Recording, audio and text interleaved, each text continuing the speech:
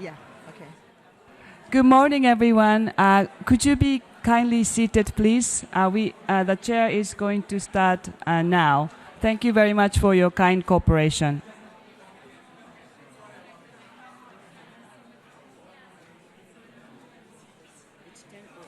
Okay. I'll gavel first, right, before I speak? I gavel first before I speak, or just speak? No, just speak. Okay. Okay.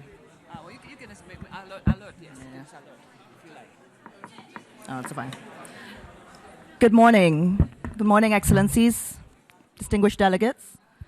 I call to order the 5th meeting of the 12th session of the Conference of States Parties to the Convention on the Rights of Persons with Disabilities. Excellencies, ladies and gentlemen, we will continue the general debate under item 5A of the agenda. I was informed that we still have a rather long list of speakers inscribed. As such, I would appreciate all speakers to observe the 3-minute time limit for your statements. That way you would help all of us and this conference exhaust the inscribed list of speakers within the time frame. With this, I acknowledge and kindly invite the distinguished representative from the Republic of Bangladesh to make a statement. Thank you, Madam Chair. I congratulate the Bureau on its election. We consider the CRPD as a development tool. Bangladesh is one of the early signatories of the CRPD and its optional protocol. In spite of our resource and technological constraints, we have been committed to implementing CRPD and upholding the rights of persons with disabilities. The Committee on the Rights of Persons with Disabilities, with its elected independent experts, has a very important role to play, not only in monitoring the implementation of the Convention, but also its wider ratification and effective compliance. This aligns with this year's theme as well. Madam Chair, at national level, our government, under the leadership of Prime Minister Sheikh Hasina, has put special emphasis for the development and inclusion of the persons with disabilities in our journey towards inclusive socio-economic development. We have not only put considerable efforts in increasing their access in day-to-day life, thus promoting disability inclusion, but also through updating our national legislations in line with the CRPD. Our National Human Rights Commission, NGOs, and private sector companies have joined these efforts. From this July, our government shall provide allowances for all of the 1.4 million differently abled persons. Currently, 1 million of such people are getting such allowances. Ms. Saima Wazed Hussain, daughter of Prime Minister Sheikh Hasina, has been an ardent advocate in this field. As the WHO CRO Goodwill Ambassador and Chairperson of National Advisory Committee on Autism, she is championing awareness building on autism in particular and disabilities in general in the country, the region, and beyond. Madam Chair, our differently abled youth have been participating in international sports events regularly and bringing laurels for the country. They won 22 gold medals for Bangladesh in Special Olympics 2019 in Abu Dhabi, which is greatly inspirational for their peers to strive for empowerment. Last December, Bhaskar Bhattacharya, a visually impaired Bangladeshi youth, has been recognized by UNESCO for his innovative use of ICT for digital empowerment of persons with disabilities. Bhaskar is credited with successfully developing Bangladesh's first accessible dictionary in 4 forms for people with visual, print, and learning disabilities. This is how a person with disabilities is contributing for others in our country. Bangladesh remains committed to work with all stakeholders at national, regional, and global level in promoting the CRPD. Especially, we need to make assistive technology, AT, more affordable and accessible to persons with disabilities for digital empowerment and inclusion. Through Digital Bangladesh campaign, we are doing our bit. We need more partnerships, of course, to reach desired level of disability inclusion, for which our development partners should also come forward. Thank you, Madam Chair. I thank the distinguished permanent representative of Bangladesh, and I now hand the floor to the representative of Sierra Leone. Madam Chair, distinguished delegates, it is with great pleasure that Sierra Leone shares its perspective on this year's theme. I congratulate you for your exemplary leadership, which has provided us another global platform to discuss progress recorded by state parties in the implementation of the CRPD, the corresponding challenges, and the strategies to overcome them. Since the ratification of the CRPD by Sierra Leone some 10 years ago, we have relentlessly demonstrated commitment towards its implementation. Firstly, we have enacted the Disability Act 2011, which proscribes discrimination on the basis of disability and also mainstream disability issues into institutional frameworks, among other provisions. Secondly, disability issues were mainstreamed into the Sierra Leone Medium-Term National Development Plan 2019-2023. Their inclusion and the unprecedented visibility accorded them in the process of developing and launching of the plan attest to our commitment to treat persons with disabilities as equal partners in our journey towards the attainment of the Sustainable Development Goals. I should also add that disability issues have also been mainstreamed into the rollout of the National Development Plan, the National Commission for Persons with Disabilities, the Sierra Leone Union on Disability Issues, and the Ministry of Social Welfare, Gender and Children's Affairs as lead ministry.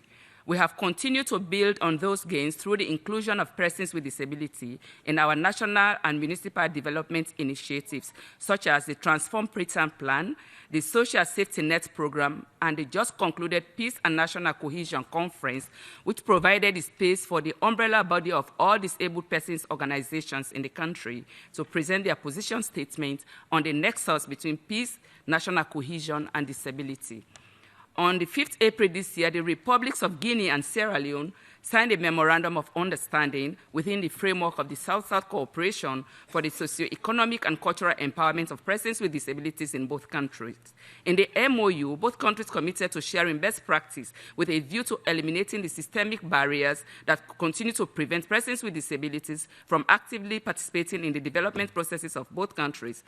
In order to guide the implementation of the said MOU, the technical teams of our two countries are at an advanced stage of developing an action plan. We look forward to our dear development partners in joining and supporting us with technical assistance and filling the resources gap in the immediate implementation of the plan once adopted. Although significant gains have been recorded, there is still need to improve the existing institutional structures and functional capacities to help eliminate the remaining barriers to the inclusion of persons with disability in all spheres of the society. Let me conclude by reiterating our commitment to working with the rest of the international community and other key stakeholders to practicalize this year's theme. We believe collective efforts through mobilization of international cooperation and the much-needed resources are key to building a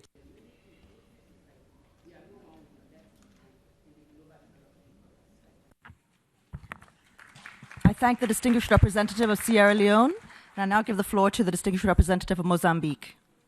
You have the floor. Madam President, distinguished delegates, I have the honor to deliver this statement on behalf of the Committee on Victims' Assistance of the Anti-Personal Mind Ban Convention, which comprises Belgium, Chile, Italy, and my own country, Mozambique. In the light of its mandate, the committee supports the implementation of the victim assistance aspects of the convention. One of the purposes of the committee is to take discussion on meeting the needs and guaranteeing the rights of mind victims that includes survivors, affected families, and communities to other fora where relevant and related issues are debated.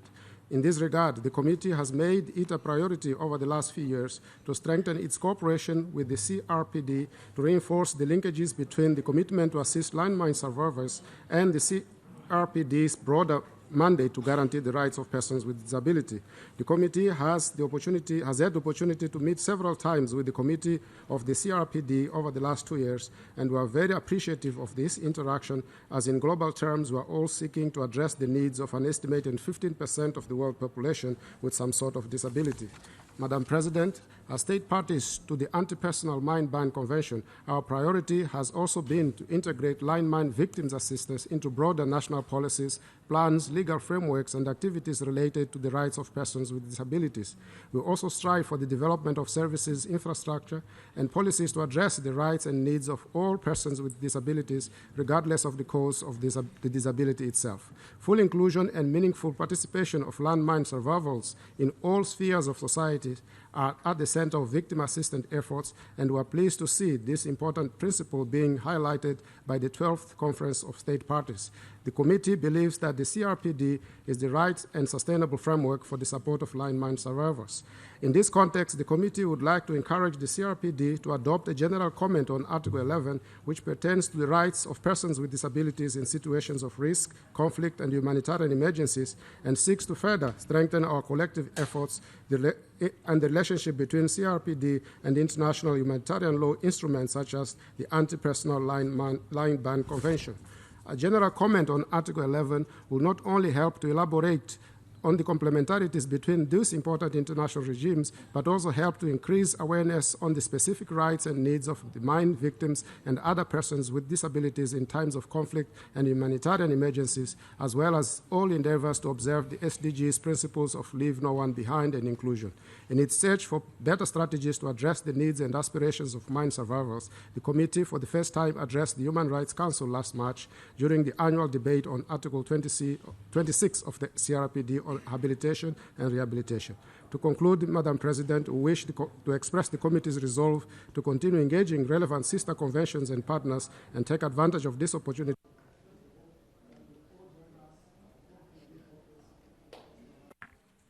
I thank the distinguished representative of Mozambique for his statement.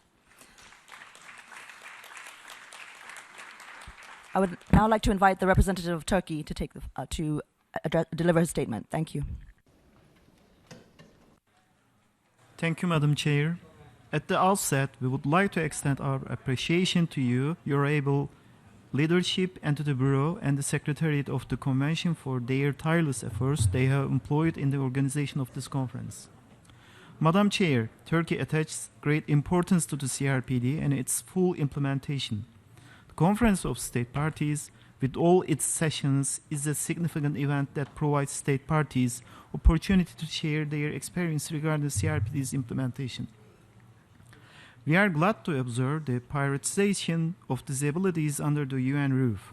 We commend the Secretary General for his leadership in promoting disability inclusion across the UN system and for the development of the United Nations Disability Inclusion Strategy that aims to strengthen system-wide accessibility and fulfill the rights of persons with disabilities. Madam Chair, the Republic of Turkey approaches disability-related issues from a right-based perspective. This perspective allows us to look at measures ensuring the inclusion of persons with disabilities in society as absolute necessities. Turkey prioritizes the issue of enhancing and extending the accessibility of people with disabilities to all rights and services in the country. To this end, Turkey has put in place robust legal arrangements and practices and also has made significant progress in the establishment of monitoring and supervision mechanisms. Accessibility monitoring and audit committees were established in 2013 that consist of representatives of various stakeholders, including disability organizations. As the authority to monitor and audit in the field of accessibility, they are entitled to impose fines for inaccessible practices. In order to promote best practices of accessibility, financial and technical support are provided to the local authorities and public institutions since 2012. To monitor public expenditures related to accessibility, a separate budget code has been created and started to being used 2018. Turkey has started the preparation of the National Disabilities Rights Strategy Paper and Action Plan, as well as the Barrier-Free Vision document in line with the 2013 agenda. These documents aim to streamline the right-based and development-oriented approach in the field of disability and are carried out in cooperation with civil society organizations. Madam Chair, in concluding, I would like to express our conviction that international cooperation and experience sharing will make significant contribution to the systematic transformation necessary for the full and effective implementation of CRPD. I thank the distinguished representative of Turkey for his statement.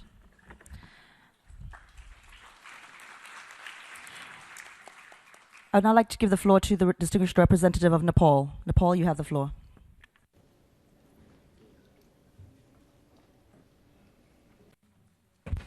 Thank you, Madam Chair. At the outset, let me extend my sincere congratulations to you and other members on your respective election to the Bureau. I wish you all the best for the successful completion of the session and assure my delegation's full support to you and Bureau members. Madam Chair, the Convention on the Rights of the Persons with Disabilities is the most comprehensive human rights treaty that we have today to guide us to change our attitude and our approaches towards the persons with disabilities. Nepal is fully committed to the rights of the persons with disabilities. The Constitution of Nepal guarantees the rights of the citizens with disabilities with special provisions on education, social protection, and inclusion. The government has enacted the Rights of the Persons with Disabilities Act 2017, which is guided by the rights-based approach and formulated in line with the Convention. Madam Chair, the Government of Nepal has taken all promotive, preventive, and protective and transformative measures to ensure rights and provide assistance to the persons with disabilities so that they are able to lead a dignified life, participate in social activities, and enjoy the rights and freedom as other fellow citizens in the country.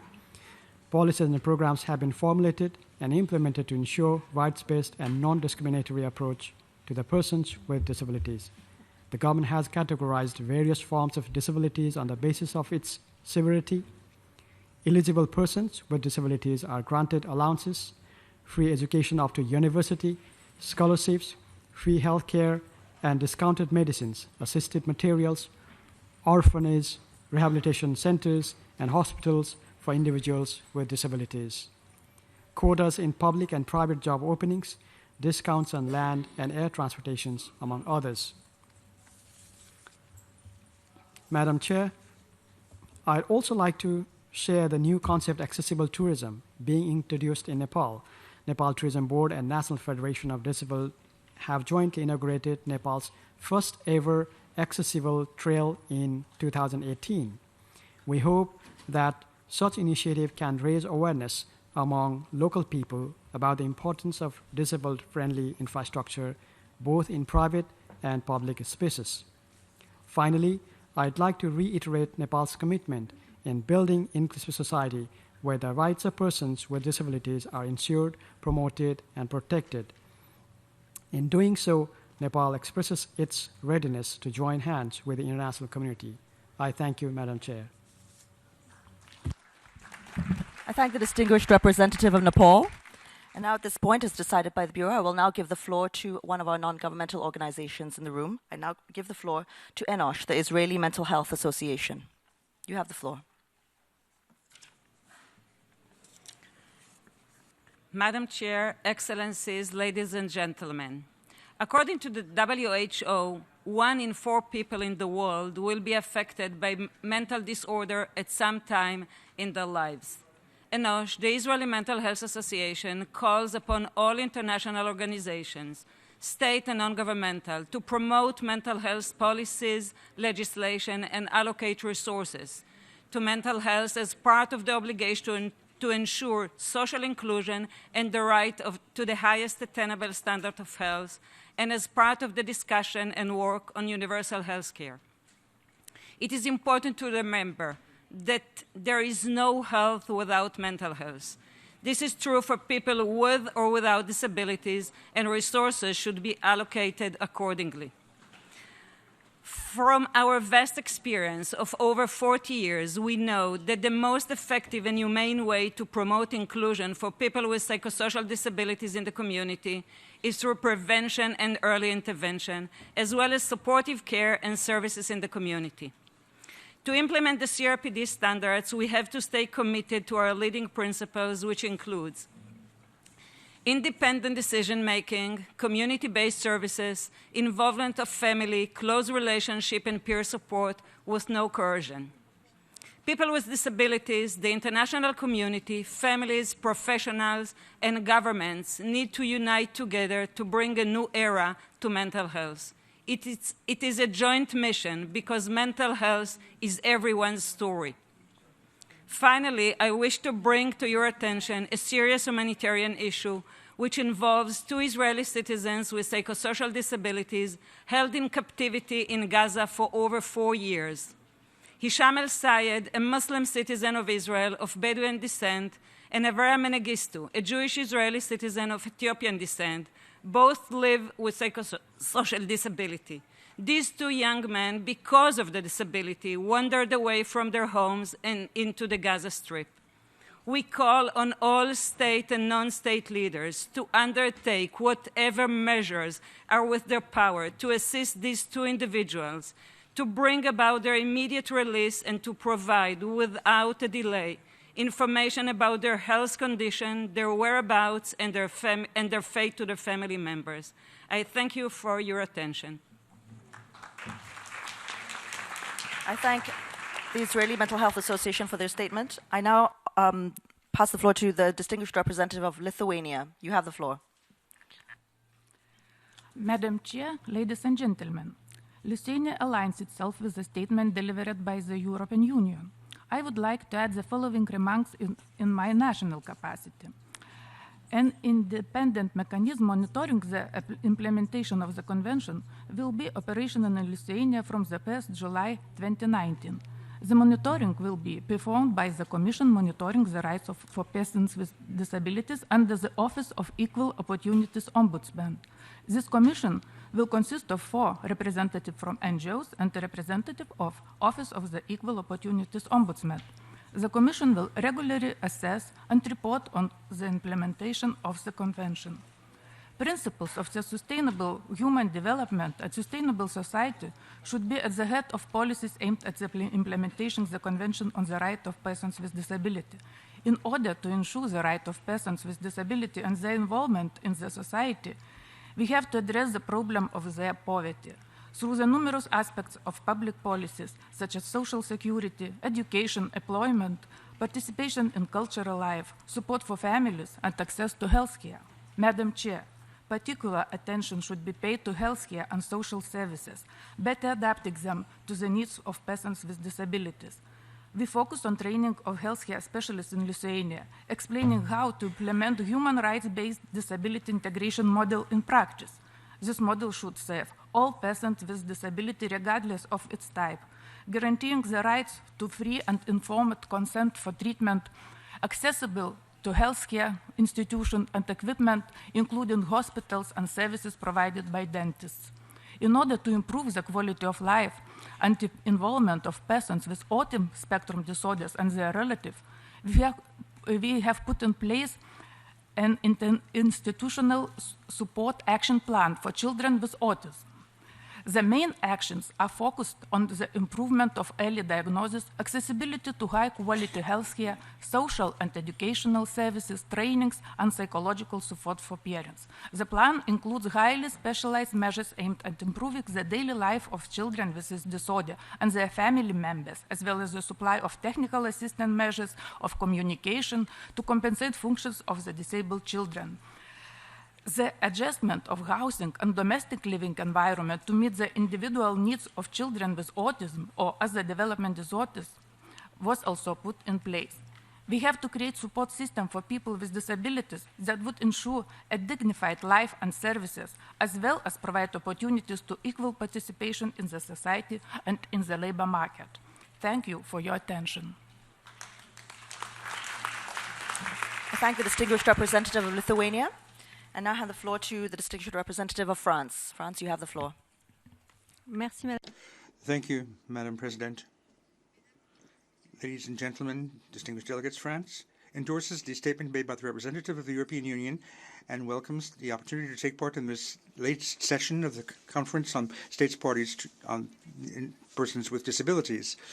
The themes on this agenda and this 12th session are indeed the opportunity for countries such as the members here present to share their good practices and also to show the difficulties which they have encountered too often with people with disabilities. The commitment of France is based on the inclusive society, which will be based on political will of the highest authorities of our countries to make disability a priority on a national level, and also the principle of action, which is to take part in the needs of individuals and with the expertise of people who are with disabilities, and also to help those who are in need and not the other way around. In this regard, France has reaffirmed on the 14th of March 2019 with its European partners the importance of intensifying international cooperation to overcome the obstacles of people with disabilities. Taking into account the preliminary observations of the Special Rapporteur on the people with disabilities, my government has opened up a national conference for disabilities for 2018-2019, which will be closed this autumn by the President of the Republic. With this in view, a charter for evaluation has been set up to develop activities or social initiatives. Already 30% of the 220 centers are directly involved in the involvement of the people with disabilities in cultural and sports life. Furthermore, we are trying to increase accessibility and inclusion to all kinds of actions in our government. One of the keys to this is the improvement of access to employment. Above and beyond investment nationally and training, we also have young people and those looking for work who are with disabilities involved, and the government welcomes the fact that people with disabilities are being increasingly seen as an opportunity in order to help society work effectiveness. This is the conclusion which we can draw from the success of the second Duo Day, which began in 2019 with 12,000 pairs of people who are with and without disabilities, or 50% more than 2018. Finally, we have to have a national strategy for autism, for neurodevelopment in April 2018, which has begun. The conviction of the government is that we should stress the early diagnosis and give educational opportunities. This is reflected by an increase of more than 70% in the budget for this plan.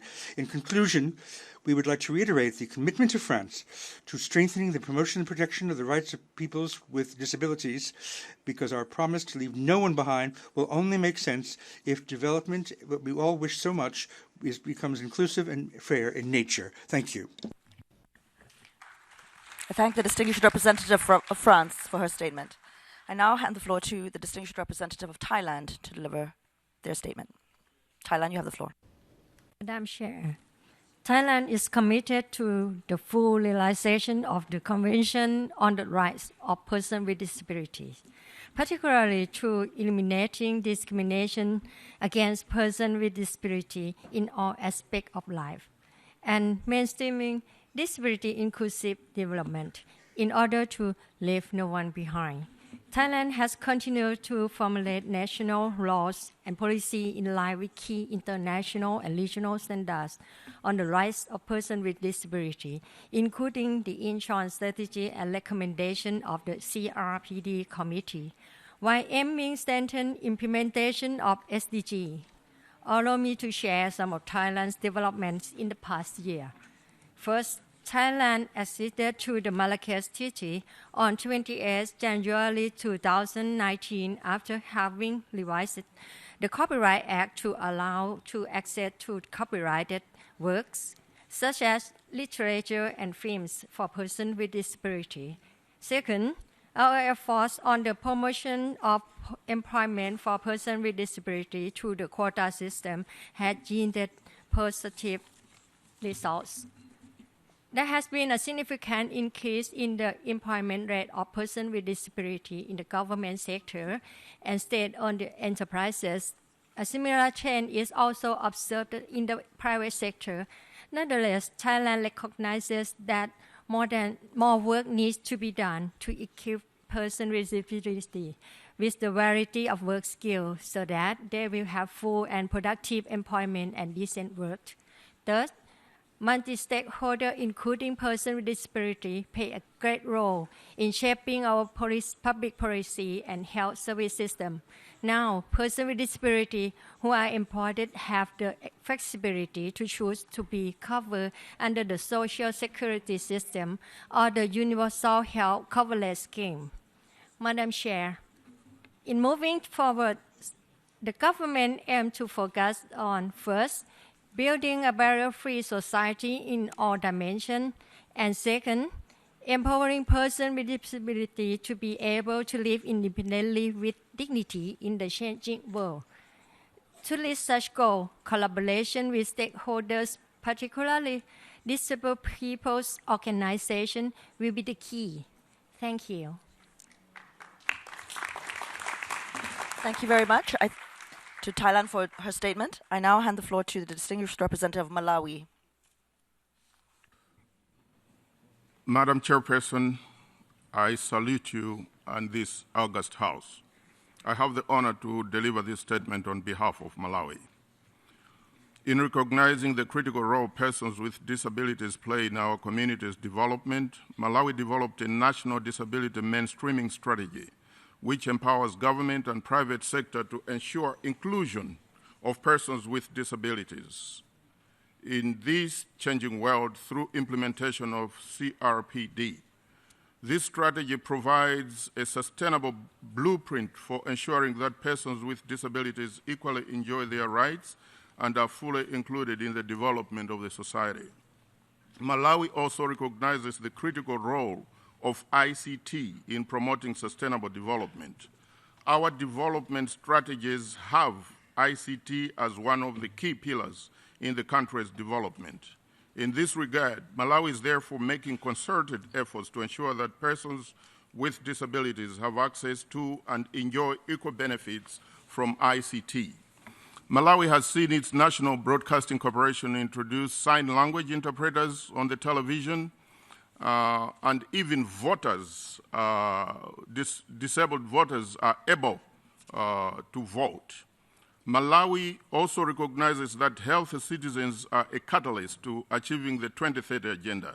In this regard, the government is working towards attaining a healthcare system that will ensure that all citizens, including persons with disabilities, have access to quality health care services. Malawi has placed special emphasis on persons with albinism. The government is assisting families with family members with albinism by building 193 houses for their families. With the assistance of the civil society Habitat for Humanity, we have already built more than 10 houses for such families. We are also making available special needs like dermatology officers, ophthalmologists for people with albinism, and make items such as sunscreen lotion, umbrellas, eyeglasses, hats, and long-sleeve clothing accessible to these people. We make available medical rehabilitation services to all persons with disabilities, including persons with albinism in all hospitals. Chairperson, finally, Malawi remains committed to inclusive development, promoting and protecting the human rights of all citizens, including persons with disabilities. I thank you for your attention. Thank the distinguished representative of Malawi for his statement, and I now give the floor to the distinguished representative of Spain. Spain, you have the floor.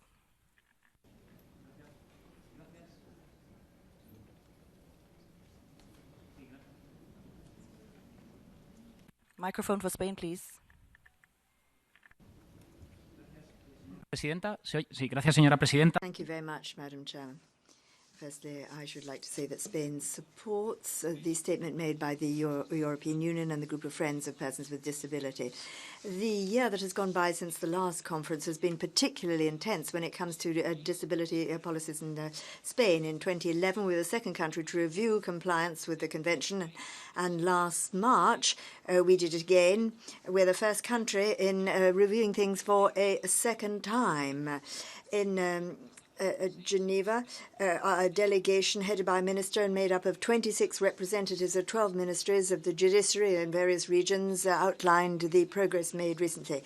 This March, we had to carry out a twofold analysis of achievements and of challenges. Amongst achievements, I'd like to refer to the most important ones on rights. Firstly, we started to reform Article 49 of our constitution in Spain, dealing with persons with disabilities.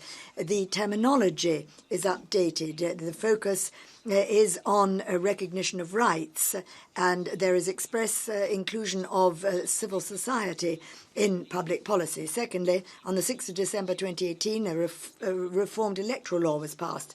The Spanish government is particularly proud of this reform. About 100,000 people with intellectual, psychosocial disabilities or cognitively impaired were able to participate in the parliamentary elections to cast a vote. We've also given importance to civil and procedural legislative change. And on the 3rd of May, we have the National Day in Spain celebrating the CRPD. It was very warmly welcomed by civil society. But we still have much to do amongst challenges.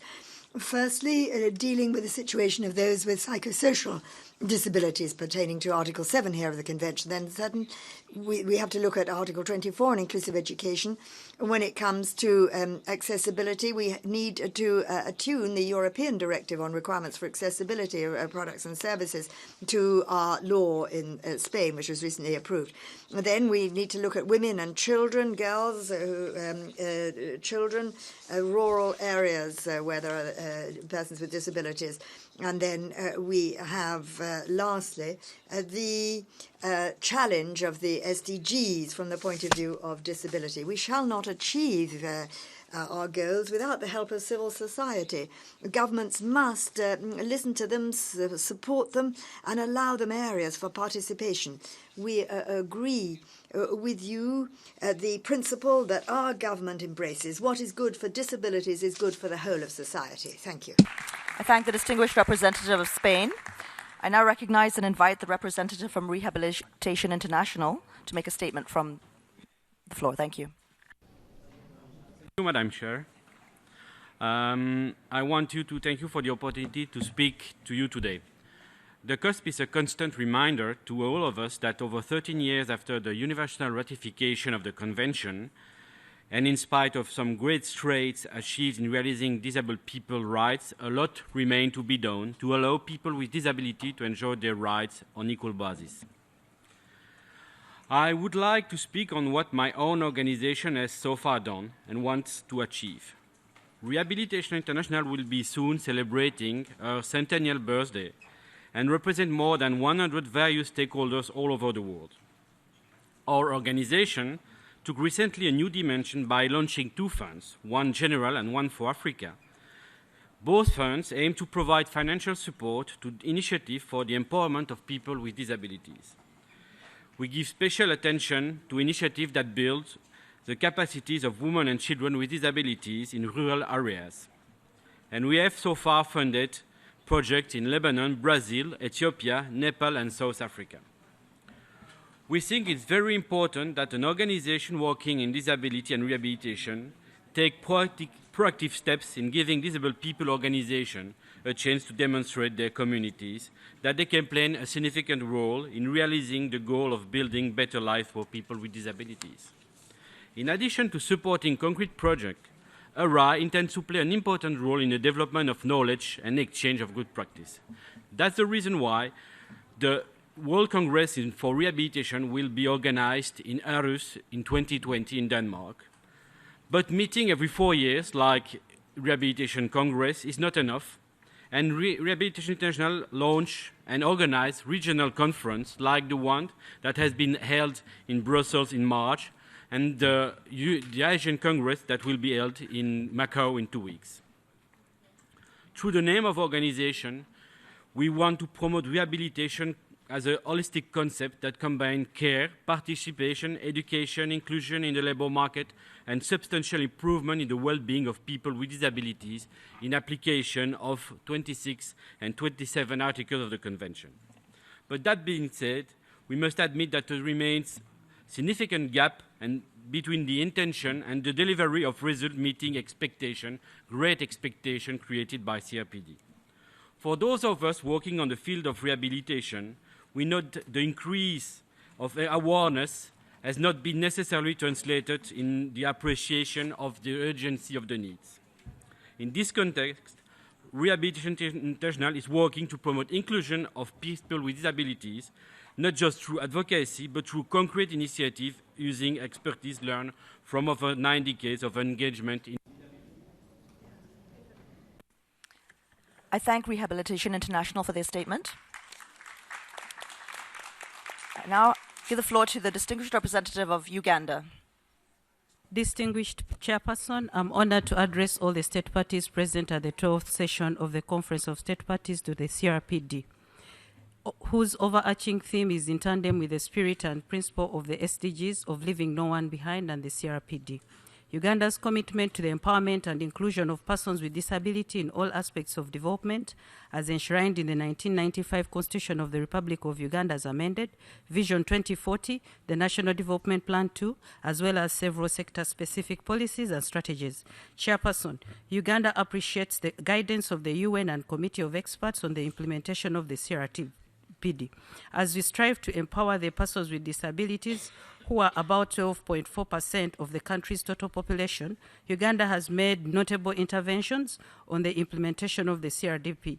To wit, Uganda is currently implementing its second National Development Plan, under which the commitment to social inclusion and the highest attainable standards of health is recognized through promotion of equitable health services for all, including persons with disabilities. The enactment of the Public Finance Management Act 2015, which requires all ministries, departments, and agencies to specify measures in their plans and budgets on how to equalize opportunities for all vulnerable groups, including persons with disability. Uganda has developed the National Disability Inclusive Guidelines, which aim at guiding sectors and local governments to integrate disability issues as part of their sector development plans and annual budgets. The Health Sector Development Plan being implemented through the Ministry of Health focuses on providing inclusive, highest equitable health services through preventive, curative, rehabilitative services at all levels of health services. A Mental Health Act 2018 also provides for national programs on prevention of avoidable sensory, mental, and physical impairments, as well as other general health conditions through investing in immunization, campaigns, and food security. Honorable Chairperson, the Communication Act 2013 has been amended to promote ICT and accessibility to include equality and technical standards that meet the needs of persons with disability. In addition, the Access to Public Information Act 2005 seeks to remove barriers faced by persons with disability in accessing information, and to date, the regulations of 2013 thereto are being implemented accordingly. The government of Uganda is currently implementing a rural ICT program through the Rural Communication Fund. The regulatory framework has been amended to have accessibility and inclusion as an explicit goal of universal access. In February 2019, Uganda assessed compliance of selected national laws to implement and domesticate CRPD. Uganda is also currently implementing inclusive education through the universal primary and secondary education programs.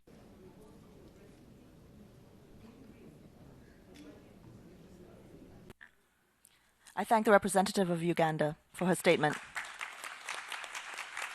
I now hand the floor to the representative of Nicaragua. Nicaragua, you have the floor.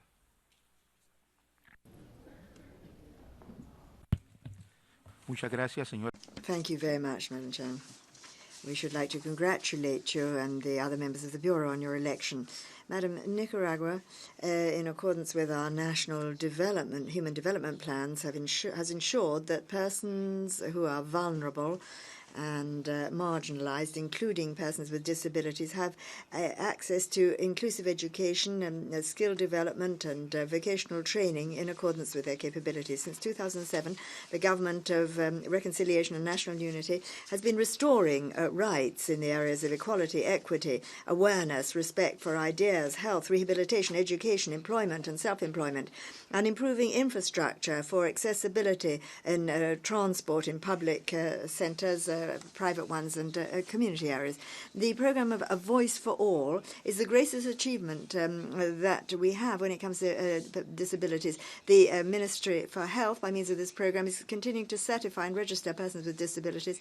This year, in 2015, we have more than 50,000 people who are certified in this way and therefore have benefits. The certificate lasts 5 years. They are exempted for taxes on fittings and furniture, and exempted from taxes on things to improve their quality of life. The program includes 4 visits per annum to those in a critical situation and 2 for those who are not in a critical situation. And we also wish to ensure that they're protagonists when it comes to the construction of houses and the distribution of food parcels, etc. For the protection of the rights of persons, we have built 83 houses to help persons with disabilities, and when it comes to the right to health, we've dealt with 540 persons with disabilities by means of the Voice for All program. On the 25th of August, we established the National Day for People with Disabilities, and we have approved Law 763 defending the rights of persons with disabilities. We have a law on sign language and one to defend the rights of persons with disabilities. We have also a council under the Ministry of Health to promote their rights. And for all of this, we have been recognized by the Fund for the Rights of Persons with Disabilities. And this indeed bears witness to the fact that Nicaragua has taken significant strides forwards in recognizing, acknowledging the rights of those with disabilities. We recognize and uphold our commitment to ensure a decent life and good health for everybody, including those suffering from any disability. The international community should pull together even more to ensure a more inclusive life. Distinguished Permanent Representative of Nicaragua, and I now give the floor to the representative of Bahamas. Bahamas, you have the floor, please. Sorry, could you turn on your microphone? Thank you. Madam Chair, congratulations on your election and that of the members of the Bureau to lead the 12th session of the Conference of States Parties to the Convention on the Rights of Persons with Disabilities. On behalf of the Government of the Commonwealth of the Bahamas, I am honored to deliver this statement and to affirm that our country remains committed to the Convention and continues to make progress in its full implementation. Madam Chair, the Bahamas signed on to the Convention on the Rights of Persons with Disabilities in September 2013 and codified the same in legislation September 2014 and ratified it in September 2015. The Bahamas government is committed to ensuring a more inclusive and comprehensive society for every person living in the Bahamas through consistent inventory of our existing and draft legislation, policies, processes, services, and protocols, and the advancement of the Sustainable Development Goals incorporated in the Bahamas' National Development Plan. Vision 2040, Goal 7 of the NDP is focused on building a nation free of poverty and discrimination, including gender, nationality, and disabilities. Madam Chair, English theoretical physicist and author Stephen Hawking in 2010 said, and I quote, "Disability is not an obstacle to success," close quote. The government of the Bahamas echoes these brave words in the face of its challenges as we make inroads to removing the same.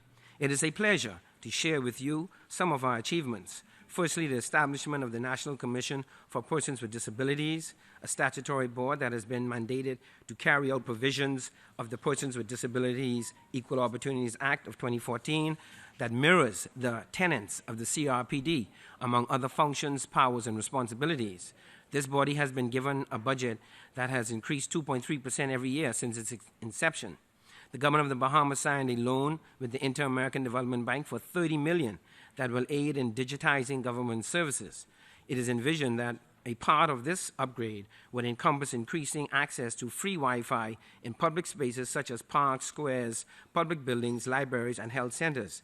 The University of the Bahamas, in conjunction with civil society, has hired a full-time disabilities and compliance officer, established a disabilities advisory board to guide and monitor the university's disability and inclusive agenda, and launched its first disability law conference in 2017 to address legislative policy and ICT matters relevant to persons with disabilities. Madam Chair, as we strengthen our commitment to this convention and to our people in this regard, we will continue to enhance relationships and forge partnerships. The Bahamas is committed to working toward a future where every person is treated with dignity, equality, respect, to ensure that no one is left behind. Thank you, Madam Chair.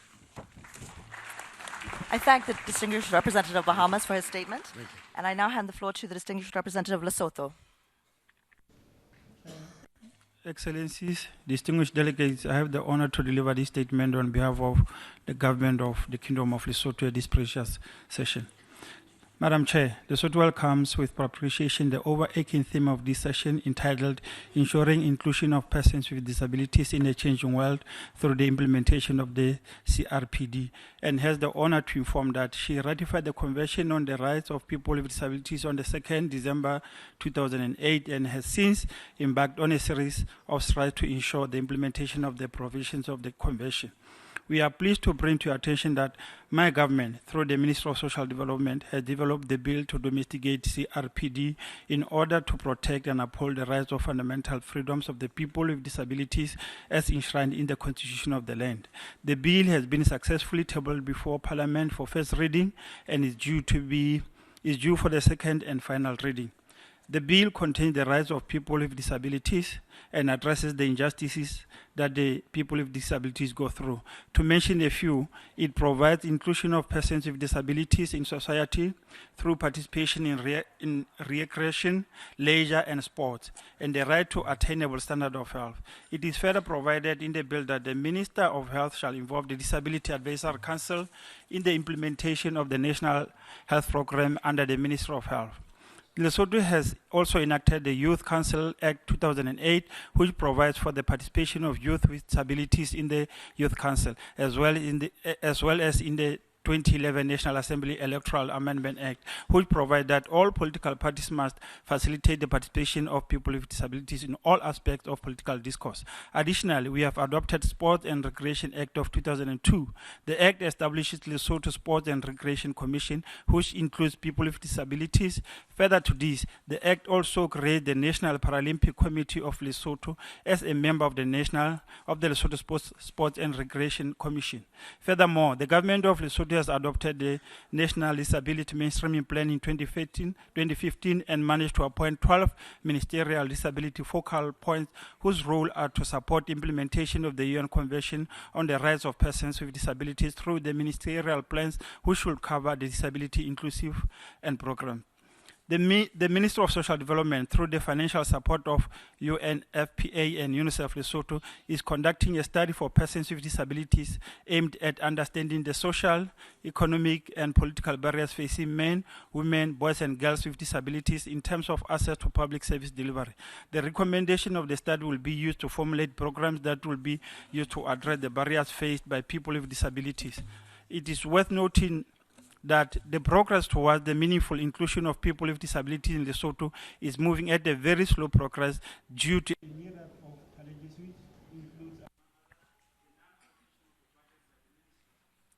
I thank the representative of Lesotho for his statement.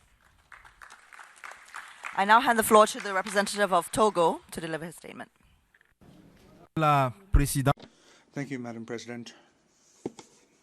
May I extend to you my most earnest thanks for the opportunity of presenting to this 12th meeting the efforts made by Togo in the implementation of the Convention at a national level. Madam President, out of more than 7 million inhabitants, Togo has nearly 900,000 people with disabilities, and this illustrates the enormous challenges for my country in efforts designed to help this vulnerable stratum to live in more decent conditions. My delegation welcomes the reports of the Secretary General of the United Nations drawn up for this session, which deal with the important issues relative to the implementation of the Convention. These reports do not leave the Togolese authorities indifferent, and they have taken preventive and operational steps so that people with disabilities are not left behind in Togo's society.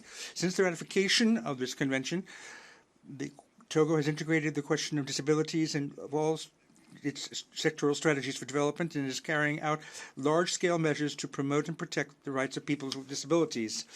Strategically, in addition to the adoption of the National Development Plan, which is a reference document for development policy for the period 2018-2022, this plan provides in its third segment entitled Consolidating Social Development and Strengthening Inclusion Mechanisms, activities which take into account the concerns of people with disabilities. Togo has not only set up a thematic group on inclusive education within the Ministry of Primary and Secondary Education, but has also approved a document on the model education, which would help in Braille and in sign language, which have been introduced into technical training schools, and all those who are involved in rehabilitation are included in this network. The document gives inclusive standards and norms which are now being drawn up. Socio-political integration of people with disabilities is also at the heart of the authorities of Togo's strategy, whereby the latest legislative elections in December 2018 saw the election of a person with a disability as a deputy to the National Assembly. Madam President, in conclusion, questions of disability and inclusion today are a priority for our authorities, and this is why we remain open to all proper practices in order to improve and develop the potential of people with disabilities. Therefore, my delegation makes an appeal to our development partners for cooperation and increased support for Togo in the optimum implementation of the Convention. Thank you for your kind attention. I thank the distinguished representative of Togo for his statement. I now recognize and give the floor to the National Association of Members of the Public Prosecutor's Defense of the Rights of the Elderly and Persons with Disabilities. You have the floor. Thank you. La UNPID es una asociación nacional de los miembros del Ministerio Público de... I come from the National Association of the members of the Public Association for those with disabilities and elders, and I'd like to outline to you here the difficult problem that Brazil has with bills to change laws, which will bring about backtracking on laws that have helped people with disabilities. The most outstanding of these affects Social Security, which puts thousands of people with disabilities in conditions of extreme poverty, thus infringing Article 28 of the Constitution. The changes are extremely serious and directly affect those with serious intellectual disabilities in exercising their right to pensions. This also affects full employment of workers with disabilities and their rights to have an inclusive, accessible environment. And it affects social contributions and restricts work to gain a pension. Also, the Parliament is discussing a part of the Brazilian law on inclusion based on Article 12 of the Convention, and this ensures the right to a full civil capacity, legal capacity for persons with disabilities. We want to ensure that there is no backtracking regarding this right, which has only recently been attributed. And then again, we have the recent decision of the government of Brazil to review rights councils dealing with social issues. This dealing with CONADI, those dealing with disabilities, it's going in the opposite direction from the hopes of the committee. And then looking at the international classification of disabilities, there is a risk of looking at disabilities from a medical point of view. When it comes to expert doctors and the social security system in our country, our group for promoting justice remains firm in its intent to promote the Convention when it refers to equal access to all for education, as expressed by is ruled upon by the Supreme Court. And then there is also a problem regarding total accessibility in public schools, group areas, and the principle of a complete equality in all areas for persons with disabilities. I now give the floor. Thank you, Madam, for your statement. I now give the floor to the distinguished representative of Colombia. Presidente.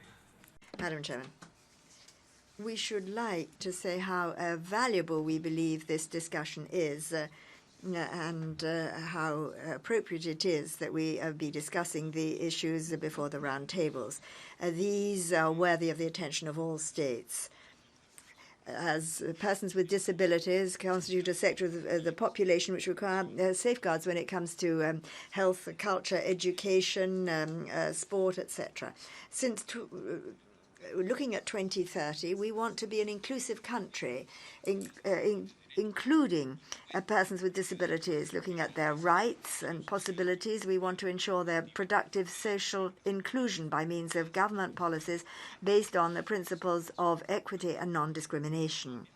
For Colombia, it is a priority to promote the existence of conditions that can have a greater impact on improving the situation of persons with disabilities, looking at their contribution to society, education, ensuring their legal rights and accessibility to transport and ICT.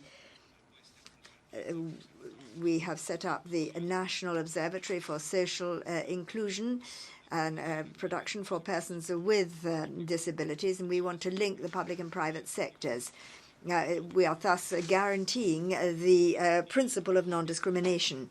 These achievements are the pride of Colombia, and recently the Congress approved a bill recognizing full legal capacity of persons with disabilities who have reached the age of majority. We've made major steps towards implementing Article 12 of the Convention here, and this has an impact as well on the enjoyment of other rights enshrined in the Convention. Madam, I also would like to take advantage of this forum to say that the government of Colombia has put equality at center stage in our national agenda, looking at our Colombian plan for the next 10 years.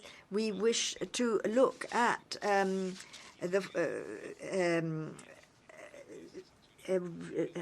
dwellings, education, a whole gamut of issues helping persons with disabilities. For the first time, our development plan is focusing particularly on this group by means of a pact to include all of those with disabilities.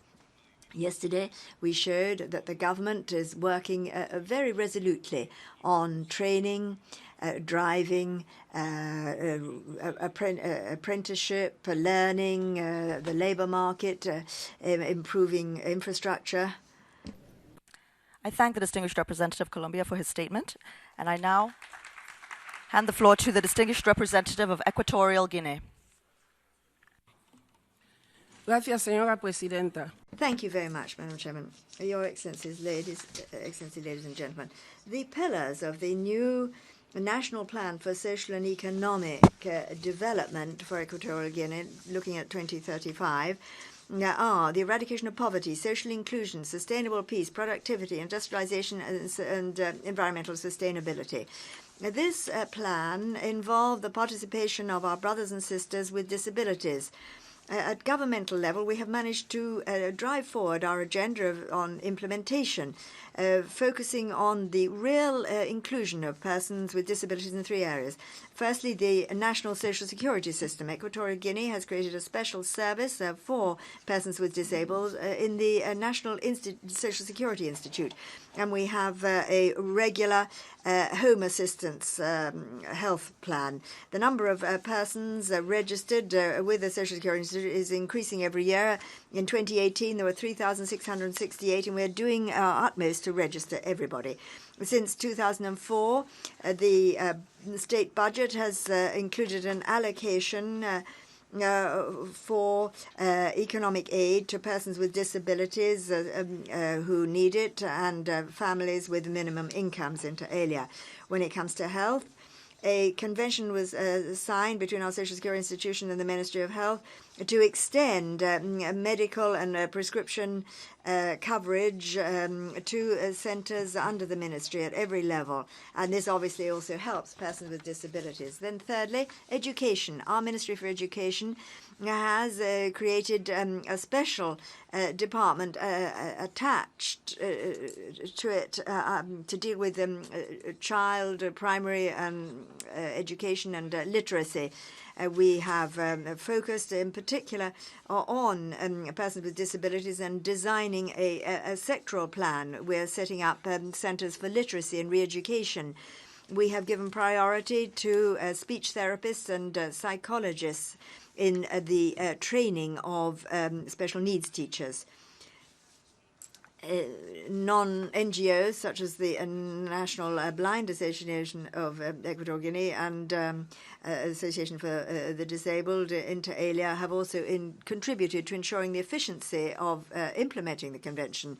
Our First Lady has championed our cause, supporting initiatives taken and organizations and individuals to give a high profile to ensure political commitments and sustainable support to empower persons with disabilities in our country. These actions show how committed Equatorial Guinea is to implementing CRPD in accordance with the 2030 goals. I thank the distinguished representative of Equatorial Guinea for her statement. Ladies and gentlemen, that brings us to the end of the general debate for this morning. We will continue in the afternoon for the remaining speakers from 3 p.m. Now we will move on to the round table 3. So please stay in your seats while we rearrange the podium and the co-chairs take the podium. I thank you.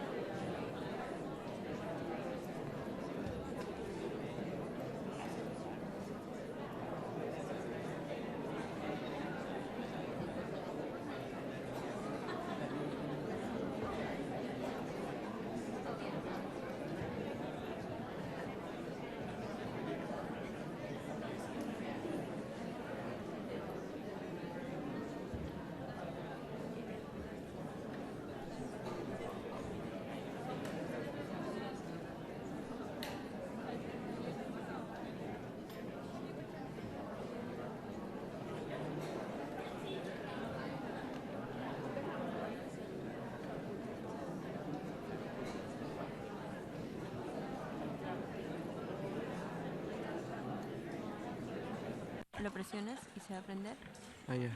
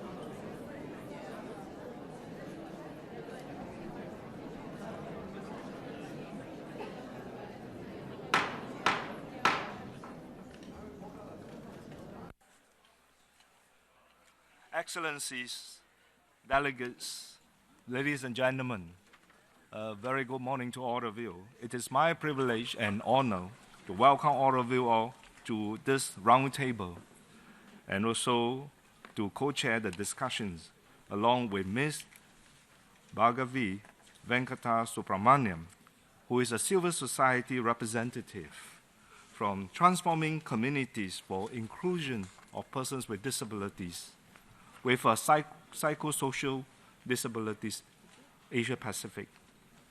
Our roundtable today will look at inclusion of persons with disabilities in society through participation in cultural life, recreation, leisure, and sports activities, or in other words, Article 30 of the Convention.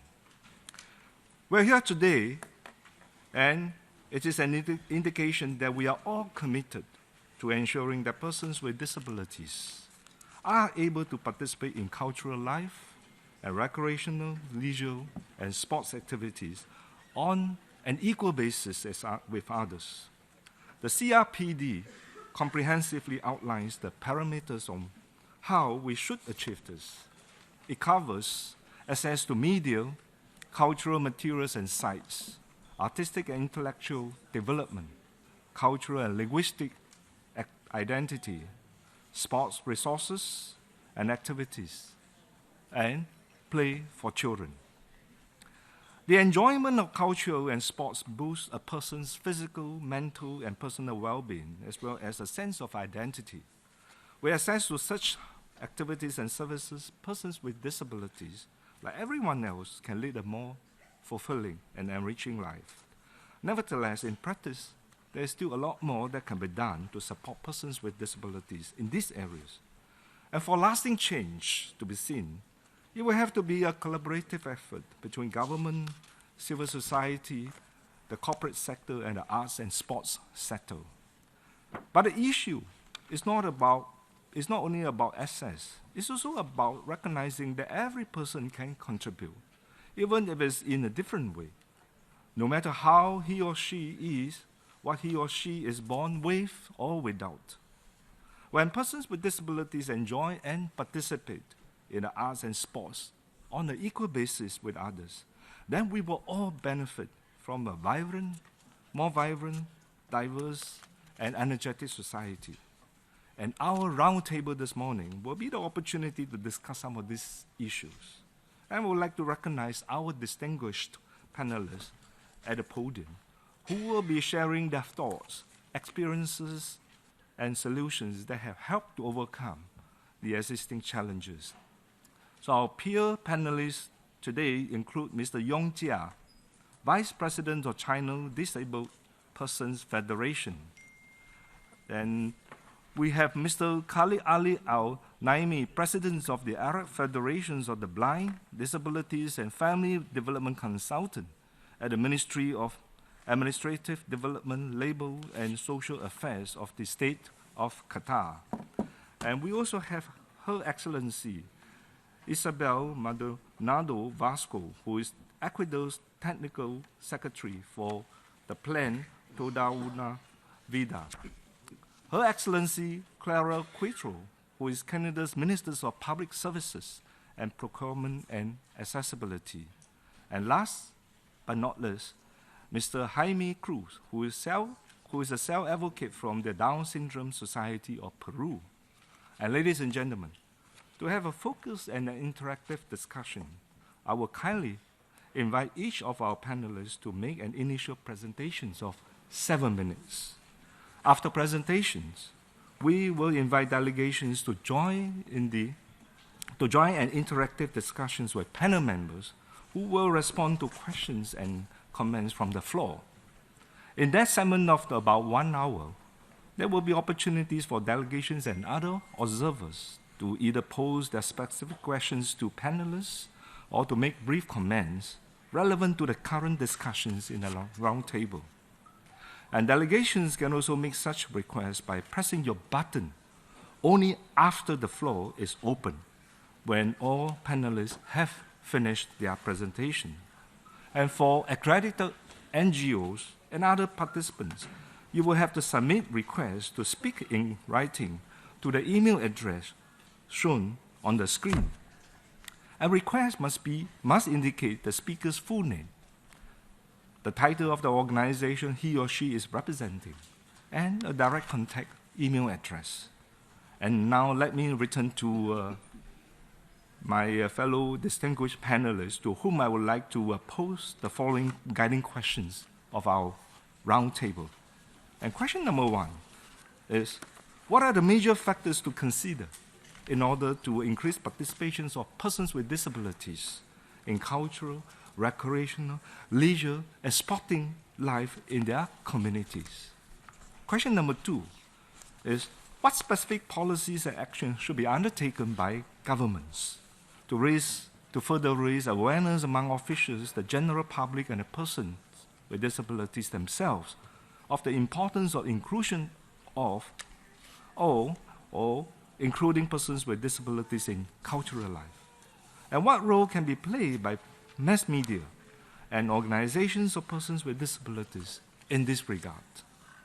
And question number 3 is, share 1 or 2 examples of a city or community to showcase and discuss why and how adequate governmental policies help in making cultural or sports facilities more accessible to and also inclusive of persons with disabilities.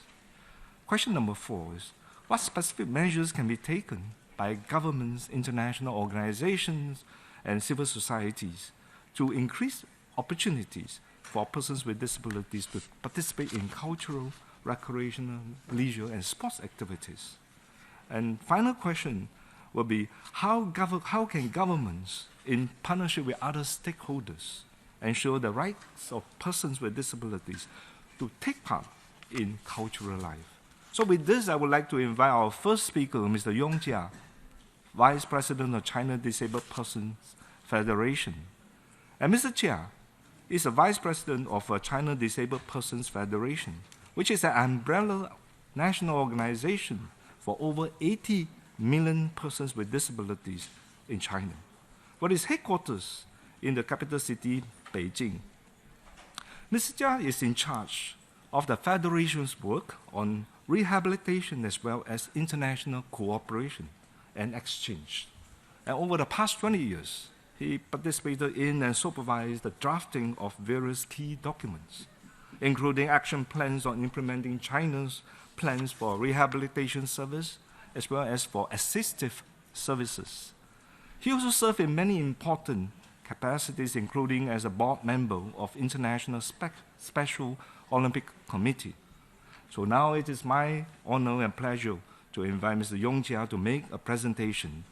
And Mr. Chia, you have the floor for 7 minutes. Thank you. 尊敬的上午好，非常高。Good morning, ladies and gentlemen. I'm very pleased to have this opportunity to share with you our experiences on the inclusion of people with disabilities in cultural, educational, and sports and leisure of our country.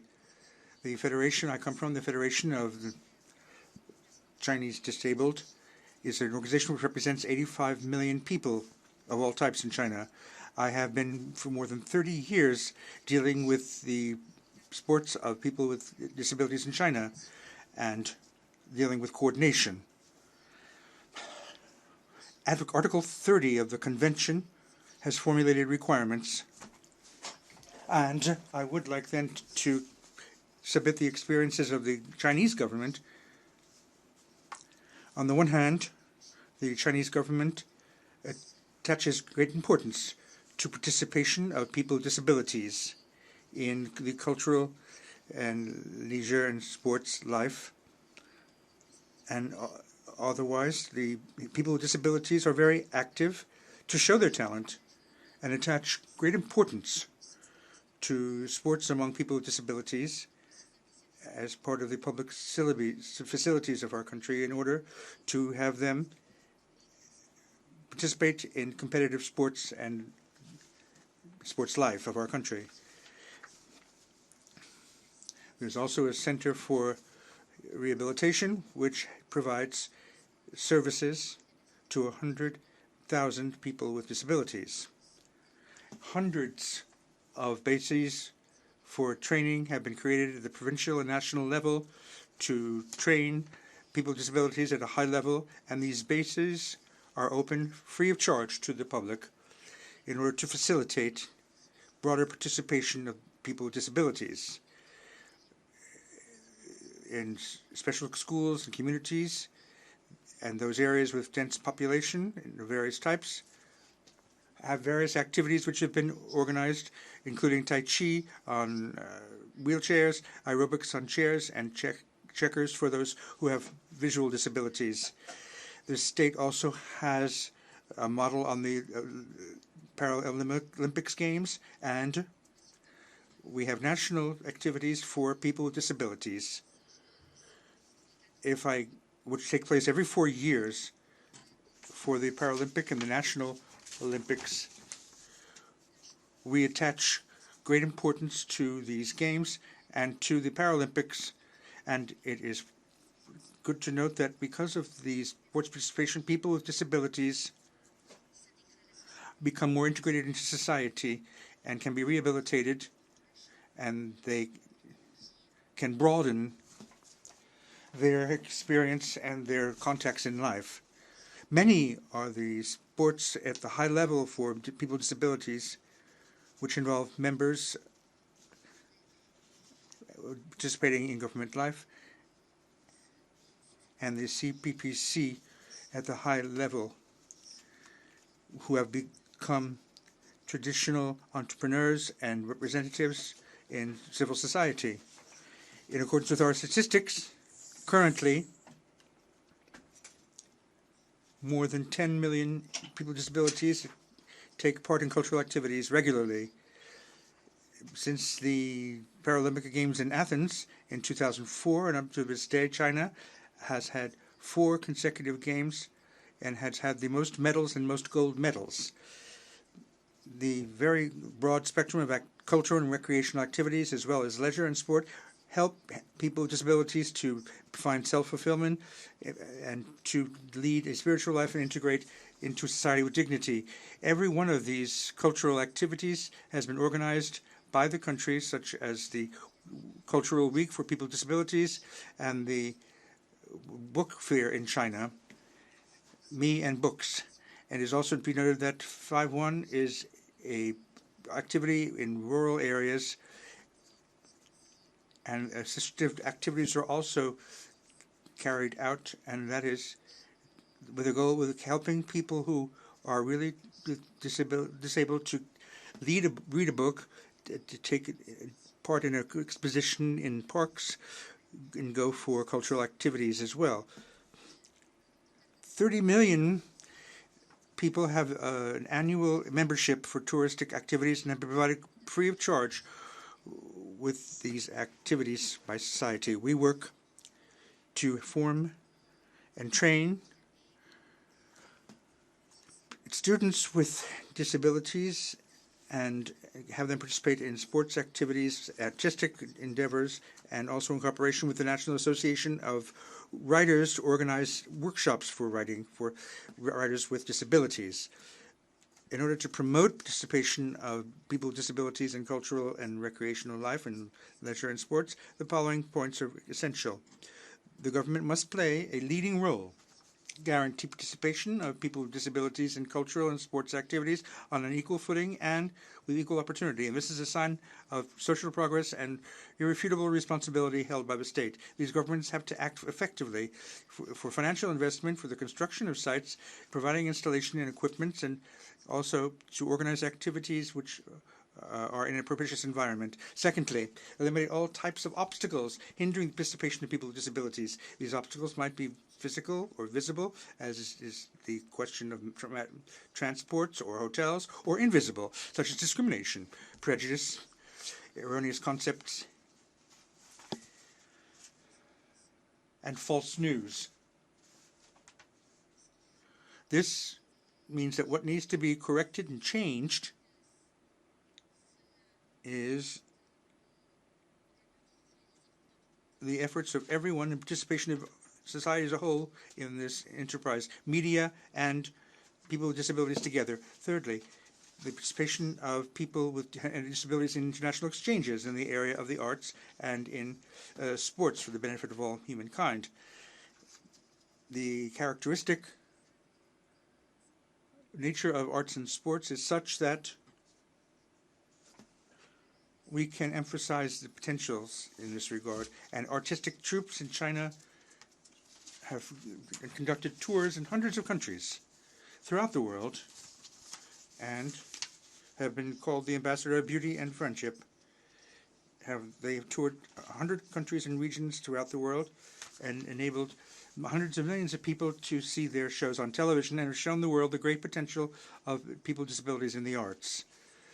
And we can inspire each other with this, broaden exchanges and cooperation, enable people in all countries to find fulfillment and progress together in the arts and sports and improve understanding of friendship throughout and among peoples the world throughout. Thank you.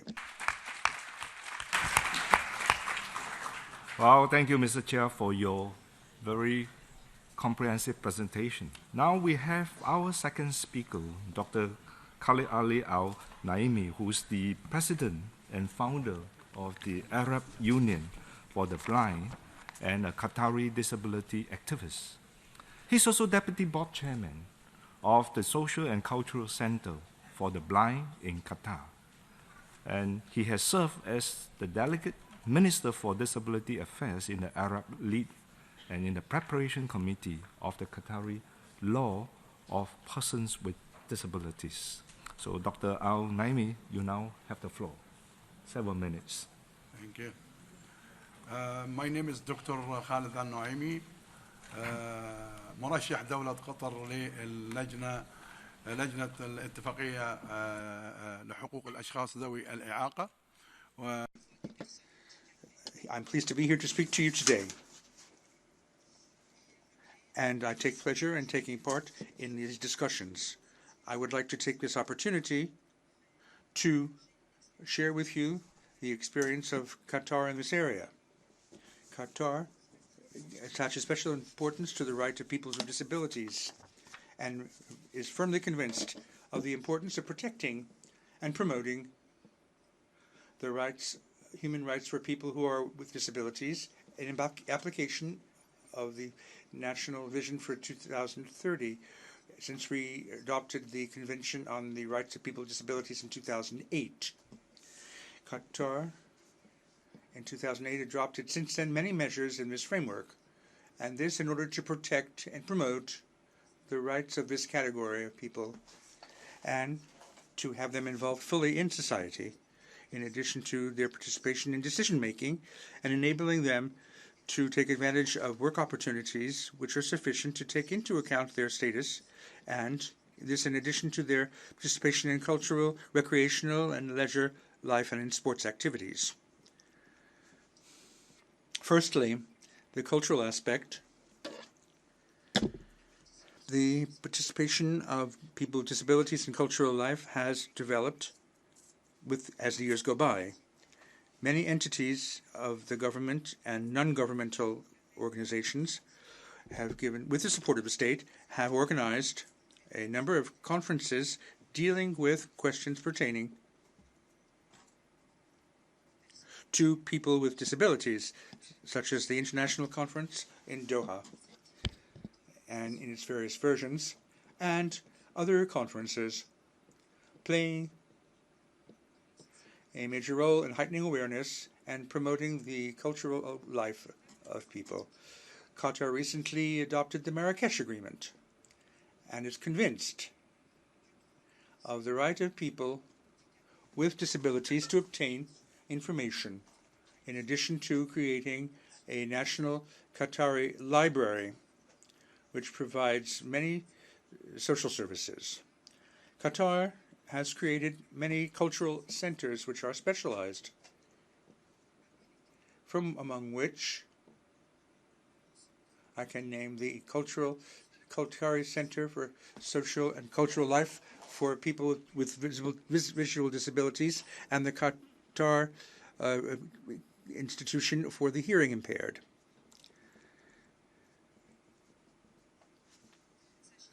Regarding electronic information, my government has developed internet sites which have enabled access with ease to those with disabilities.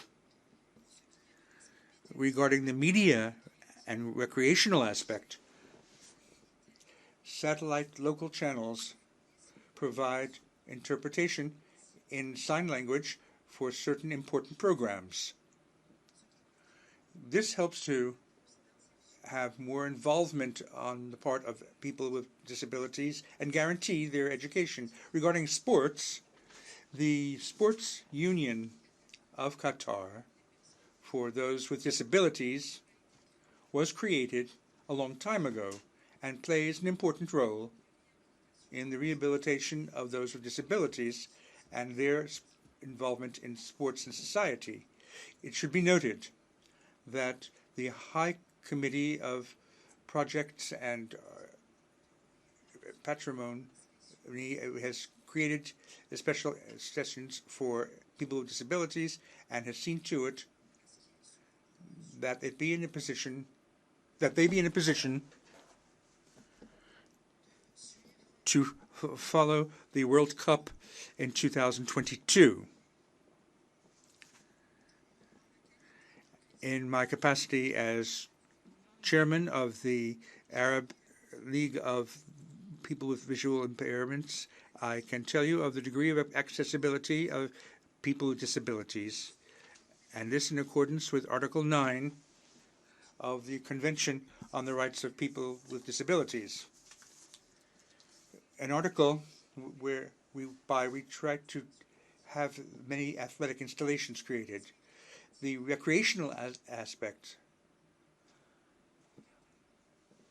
Qatar provides leisure activities in public areas for people with disabilities, without forgetting tours which can be played with in a safe manner by children. Qatar has adopted the necessary steps to promote and facilitate access of people with disabilities to movie theaters, museums, and other public spaces. Qatar has organized obligatory training for employees in tourism, public tourism activities and organizations, as well as in airports for accessibility purposes. We have cooperated with many entities such as the National Council of Tourism and Qatar Airways in order to provide guidelines for safety and obligate all hotels in operation in Qatar to provide the necessary guidelines in Braille for those who have vision impairment, such as numbers of rooms, exits, emergency exits.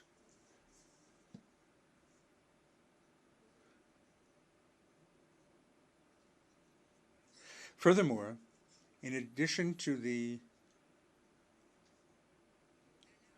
provision of special alarms adapted to those who are hearing impaired for emergency situations, making sure that they are the latest ones available in the market. I can only mention the important role, an additional role, which is played by civil society organizations, which have been launching in partnership with government entities and the private sector many cultural, leisure, and sports activities for people with disabilities. In conclusion, through our experience in Qatar, I would like to reiterate and emphasize the importance of cooperation and complementarity among the stakeholders at the state level, be they ministries or other government entities and institutions of civil society, the private sector, and the academic sphere, in order to focus the efforts of our societies on the rights of people with disabilities, on participation, cultural life, leisure, and enjoyment of life in general on a footing of equality, pursuant to Article 30 of the Convention on the Rights of Persons with Disabilities. Thank you, Mr. Chairman. Thank you.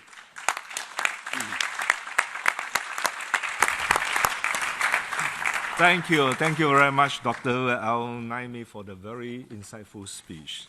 And ladies and gentlemen, it's now my pleasure to present our next speaker, Her Excellency, Mrs. Isabel Maldonado Vasco, Professor of Philosophy and Technical Secretary for Plan Toda Una Vida, Ecuador.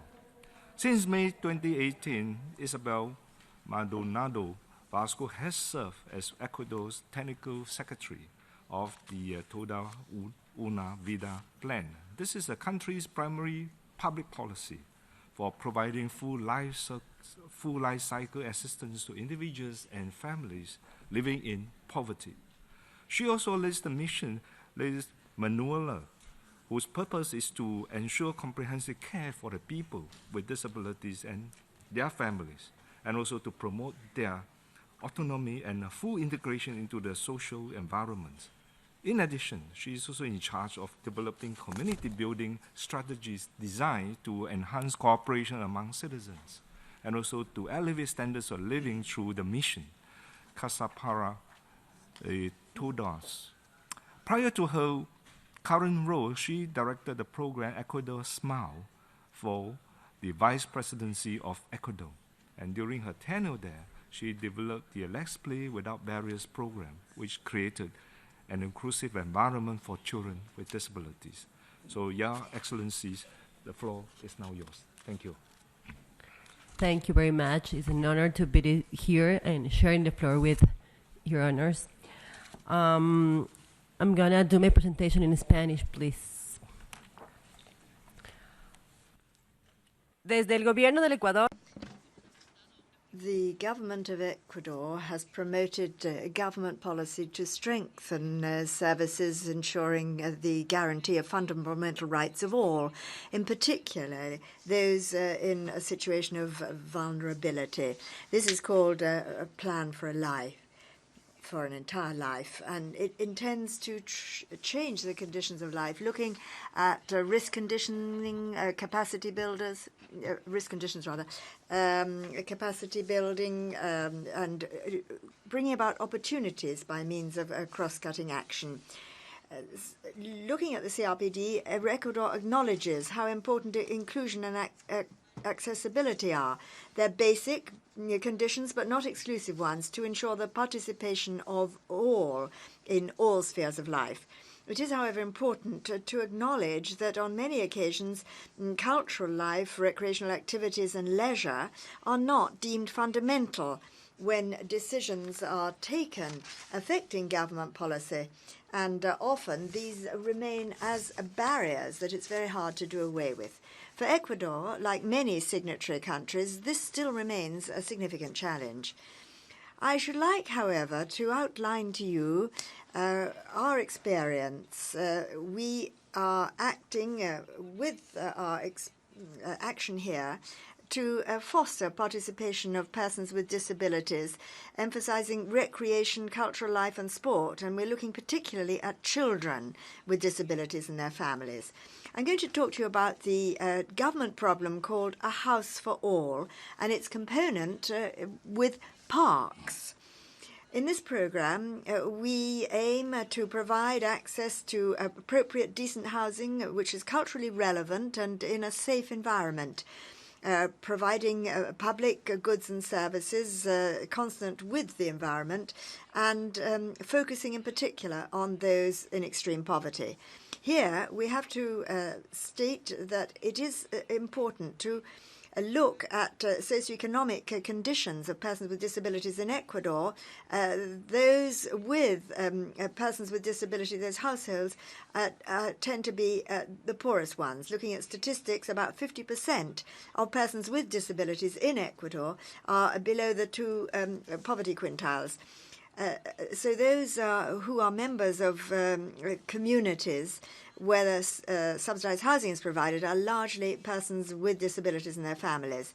So one of the most important components of our House for All program involves strengthening a community to provide decent houses so that all families can have decent, inclusive areas in which to live where there's no violence. And we have, in this way, helped 6,000, nearly 7,000 families and more than 27,000 people with 44 projects. And here there are areas for ongoing interaction so that people can express themselves, make recommendations, heed one another, learn, understand realities, seek a collective life, providing a safe, attractive, healthy and inclusive environment. And in these areas we have boys, girls, older people, young people, persons with disabilities. They're all viewed as agents of development, forming social networks and socioeconomic ties. In this way, we allow a greater inclusion in our dwelling projects. Ecuador is working on bringing about inclusive societies, promoting valuing diversity and people living one with another. We recognize the importance of areas in the open air, parks, areas to play. These are important to integrate a community, bring about social cohesion, health and well-being. But we know that not everything depends on infrastructure and that there has to be a lot of human work that's in parallel and ongoing. So therefore we have a community strategy for strengthening communities, trying to work in a participatory way with communities where social protagonists remain in areas providing interaction where people can learn what is going on, express themselves, heed one another. We seek a collective life so that, again, all can be included.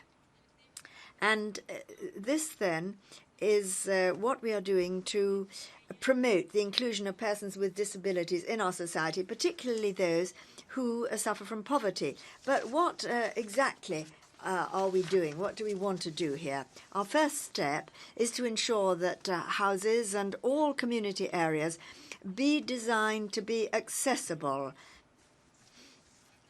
universally accessible. With this basis, an environment is then likely to foster inclusion and to foster community life, assemblies, participatory activities, which come about under at least minimal conditions for everybody. Then there's something else I'd like to add here, something that's vital, play. It's often perceived as something ancillary or complementary. However, Ecuador recognizes the fact that it's a vital tool to ensure that persons with disabilities can enjoy a cultural life, recreational activities and sport. Play is a creative tool which takes into account the dignity of all. It is also a social activity involving communication. And if we look at Article 31 of the Convention on the Rights of the Child, it states that the right is for boys and girls, children, to rest and leisure, to engage in play and recreational activities appropriate to the rights of the child, to participate fully in cultural life and arts. It's hard to imagine infancy without play. As soon as we're babies, we interact with our parents, playing, and then gradually children are able to invent their own games. So play becomes a very important tool for children to relate in the world to other people, with objects and with the space around them. And certainly motor skills of all sorts can be developed playing. But inclusive play means that children with disabilities have an opportunity to interact with their peers. Children without disabilities learn about solidarity, cognitive growth, inter alia. And inclusive play means that we can have a view of social justice, and this is vital if we want to take into account a new social reality where everybody is involved. Play a lot, play well, play as if your life depended upon it, said Dean Courts, the writer.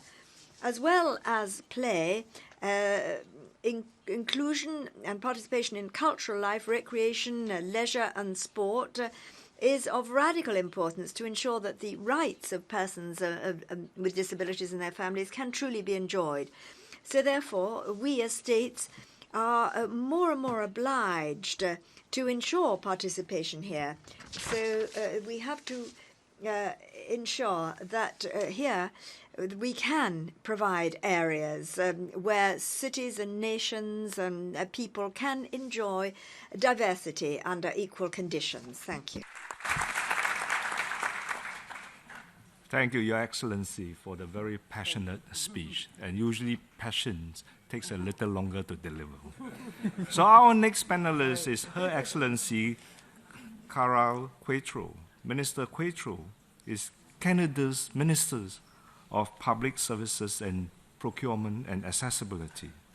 And she is the first federal minister responsible for persons with disabilities. And in this role, she has introduced the proposed Accessible Canada Act, the most significant Canadian disability rights legislation in over 30 years.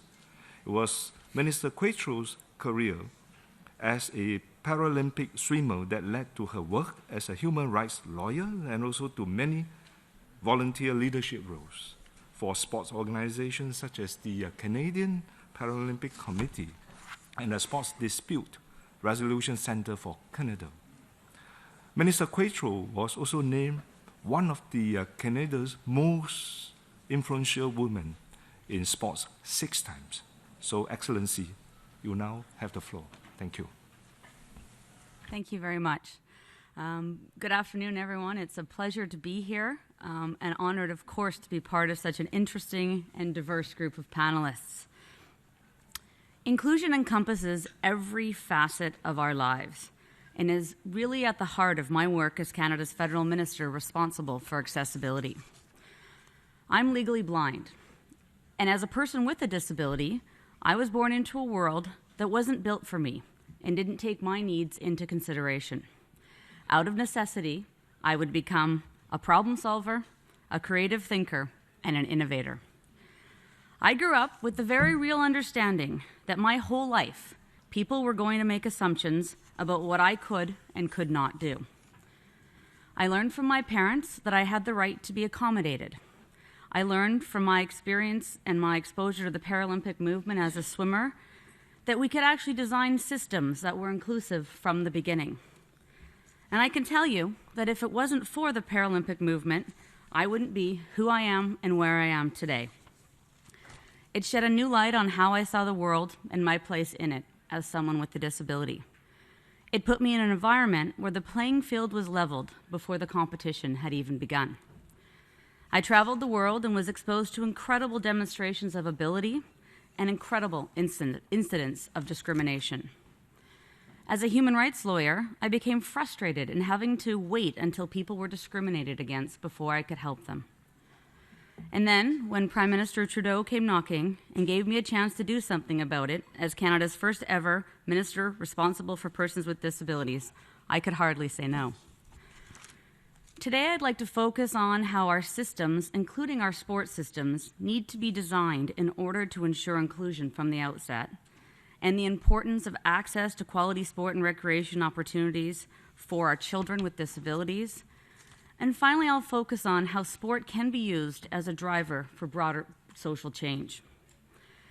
In Canada, our approach to inclusive systems has evolved in two key ways. First, we are framing our public policy discourse in human rights. By this, I mean the rights of full citizenship and the civic, political, and economic participation of our citizens with disabilities. We are moving beyond the practice of relying on individual accommodation to address discrimination and are moving towards inclusion. Second, we're moving beyond the mantra of nothing about us without us to nothing without us, because everything is about us. There is not one decision made by any government that does not impact its citizens with disabilities. So these are the foundational principles of Canada's first ever federal accessibility law, the Accessible Canada Act, which is set to receive royal assent next week. These principles are also reflected in the approach we've taken to our sport system, which is guided by the Canadian sport policy. This policy challenges all stakeholders involved in sport to make sport accessible and available to all Canadians. It incorporates a disability lens, which envisions the full and active participation of persons with disabilities in sport and recreation. Inclusion and access to sport is critical. In fact, as we know, this is a right under the UN CRPD. And when it comes to adaptive, leisure, and inclusive activities for Canadian children with disabilities, parents and young people often don't know how or where to find information. To address this need, there's a free app that was created in Montreal at McGill University called Jouer. Jouer helps children with disabilities and their families locate sport and recreation opportunities they like that are nearby, accessible, and adapted to their needs and abilities. And when the transition from recreation to high-performance sport occurs, our government is right there supporting our Canadian athletes. We fund Canadian sport organizations to deliver programs, services, and infrastructure projects that encourage the participation and development of athletes with disabilities, as well as providing funding directly to Canadian high-performance parasport athletes who are preparing for and competing in international competitions. And of course, hosting sport events like the Paralympic Games and Special Olympics not only inspire the next generation of athletes, but they challenge perceptions of persons with disabilities. As I mentioned earlier, participating in the Paralympics was a transformational experience that showed me the power of sport to change attitudes and advance positive social change. We know the impact sport has on health and well-being, but we shouldn't overlook the benefit to community and social development. In fact, I would submit that sport can be effectively used to advance a broad array of social policy objectives. In Canada, we use sport to advance Indigenous reconciliation, to support youth at risk, to empower our veterans, and to engage refugees and new Canadians in our communities. And of course, I couldn't overlook the opportunity to remind us how powerful a tool sport can be to change perceptions about what persons with a disability can do. At the international level, sport is also an effective tool for change. Think of the social development goals like SDG 11 on sustainable cities and communities, and of course the CRPD. Think of Article 6 on women and children. We also know that data is critical to demonstrating the ways that sport can advance broader social development goals, and more data is desperately needed in this area. I'm looking forward to the results of the UNESCO Kazan Action Plan, which takes a science-based approach to the role of sport as an important enabler of sustainable development and peace. I'm very proud of the work being done in Canada and internationally to move forward towards a more inclusive world. That being said, while it's clear that we have made significant progress, more work needs to be done. I firmly believe that sport gives us a common language for driving social change and breaking down barriers. I look forward to learning more from my esteemed panelists and from all of you in the room. Thank you very much for your time. Merci beaucoup tout le monde.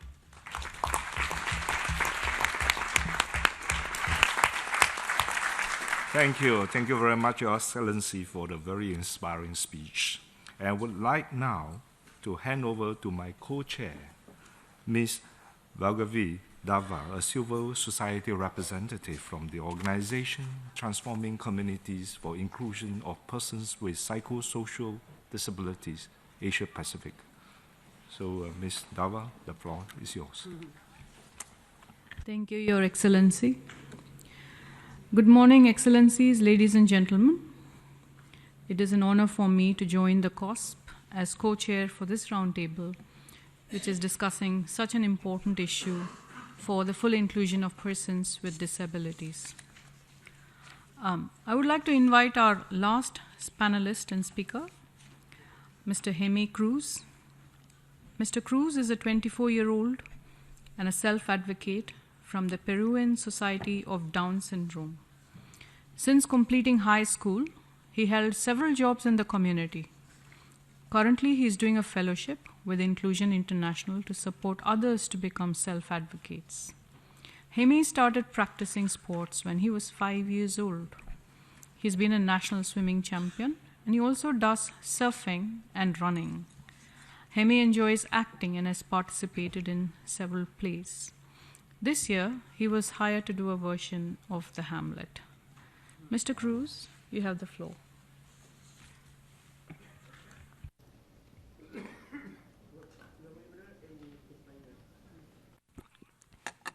Sí, claro. Lo voy a hablar en español. Buenos días, mi nombre es Jaime Cruz. Good day. I'm Jaime Cruz Huscamaita, and I come from Peru. My grandfather was a lawyer, my father's a lawyer, and I advocate for the rights of persons with disabilities. I work with the Inclusion International and the self-advocacy program Empower Us. I should like to thank the organizers for their invitation to speak today about a right that is not mentioned to any very high degree, but it's very important for the inclusion and participation of persons with disabilities whom I represent. This right is mentioned in Article 30 of the Convention on the Rights of Persons with Disabilities that talks about our right to participate in sports, culture, and leisure activities. I should like to start by highlighting the importance of these activities in my own life. And in the lives of persons that I know with disabilities. And then I'd like to talk about what the government of my country is doing with respect to Article 30 of the CRPD. Sports are good for developing skills such as discipline, responsibility, teamwork, for being healthy and in good shape. In my case, I started swimming because it was a good way of strengthening my muscles. Many persons with Down syndrome have weak muscles at birth. Then sport can also be seen as too competitive.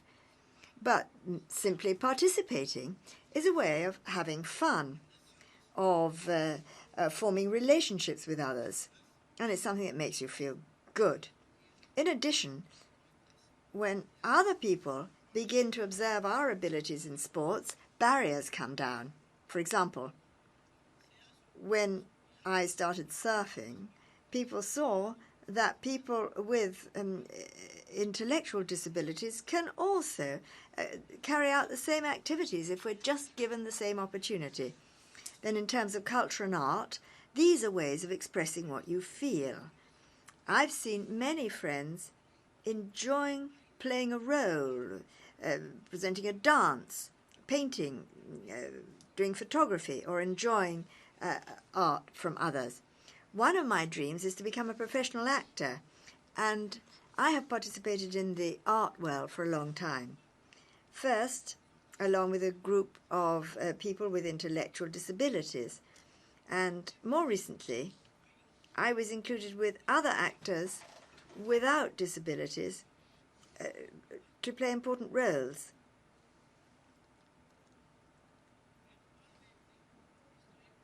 Currently, I'm preparing to perform in an adaptation of Hamlet by William Shakespeare. By means of art, through art, people understand that those with intellectual disabilities, we too have an inner world.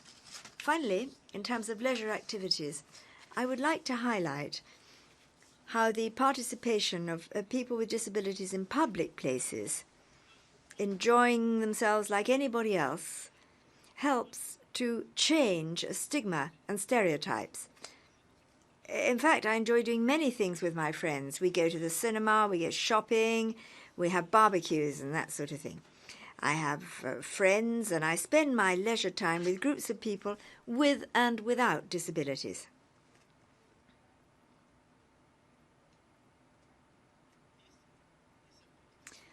Unfortunately, the government of my country has a different vision about the way in which we can participate. For example, what municipalities, our local governments do, is separate out persons with disabilities so that they just play sport amongst themselves.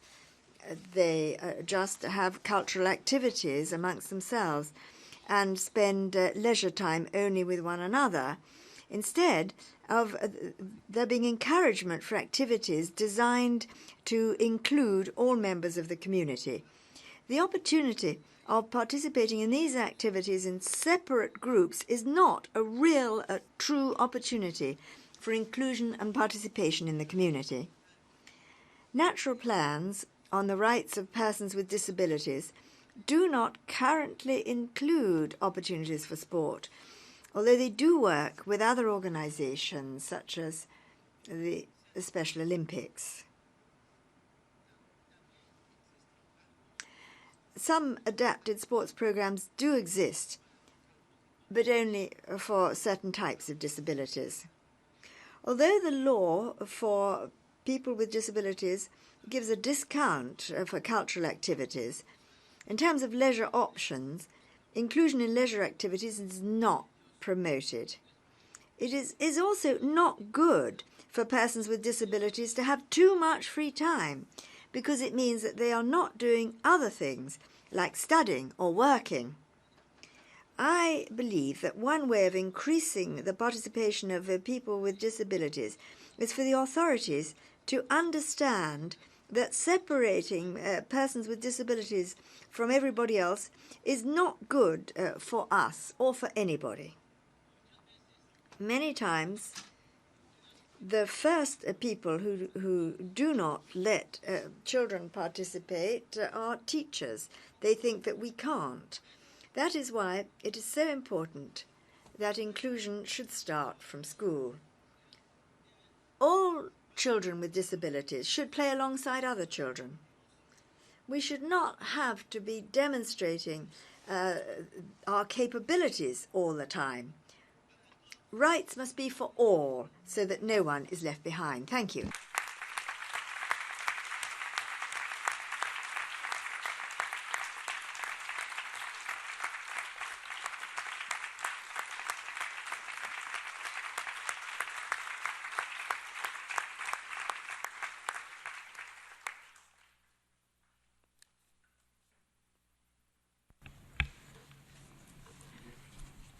Thank you, Mr. Cruz, for a most inspiring presentation and sharing.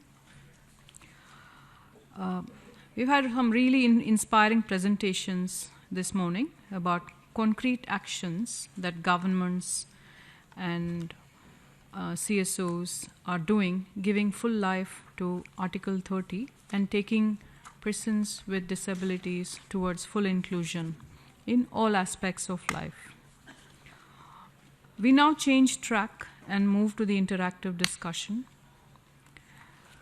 Distinguished ladies, delegates, and gentlemen, as we informed you at the outset of the panel discussion, in the following segment of approximately 1 hour or so, there will be opportunities for delegations and other observers to request the floor, to either pose specific questions to panelists or make a brief comment relevant to the current discussion in the round table. To make such requests, delegations, please do so by pressing your button. Delegates shall speak from their seats in the floor when their names are recognized by the chair. For accredited NGOs and other participants, please submit your requests via email to enable@un.org, copying to zhang@un.org, ZHANGG@un.org. When the names of your organizations are called by the chair, please proceed to the designated NGO speaker's seat and speak from there. When you take the floor, please first identify yourself, the title of the organization you are representing. Please either pose specific questions to any panelist or make your brief comment relevant to the current discussion. Please do not read prepared statements. You may speak no more than 3 minutes, with no exception. Now, the floor is open.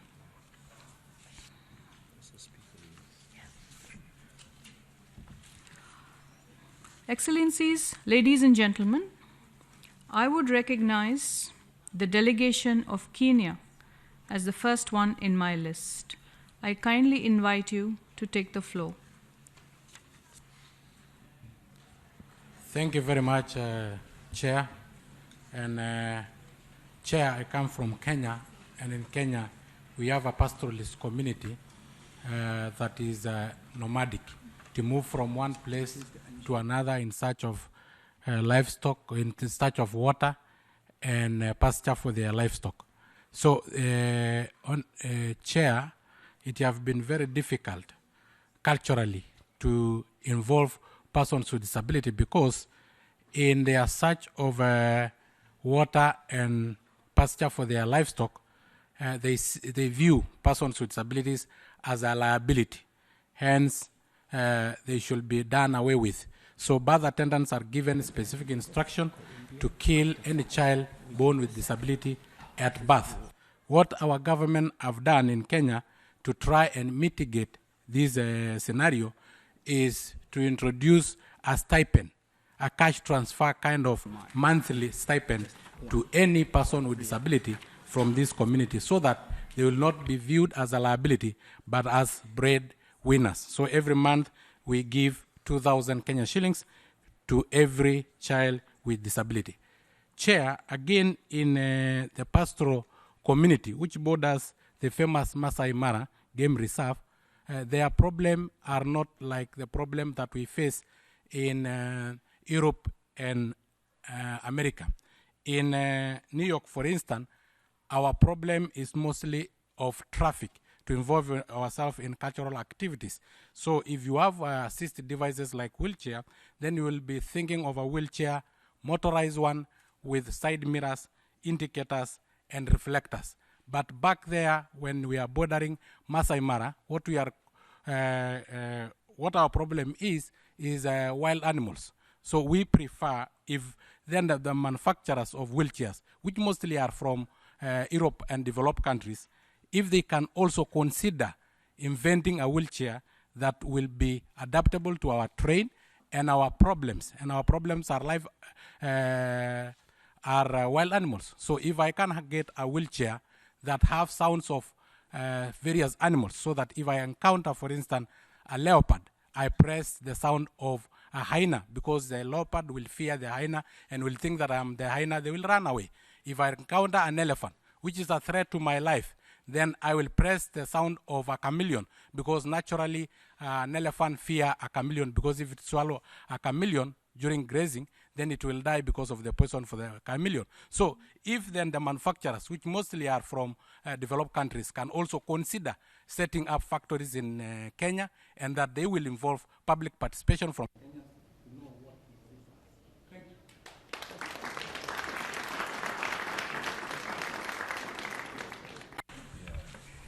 Thank you. Now I would recognize the delegation from UAE as the next speaker on my list. I kindly invite you to take the floor with a gentle reminder to keep to the topic at hand and to speak not more than 3 minutes. Thank you. We underscore the importance of inclusion and accessibility for persons with disability participation in cultural life, recreation, leisure, and sport. Across the globe, persons with disabilities continue to face challenges in the realms of culture, recreation, leisure, and sport.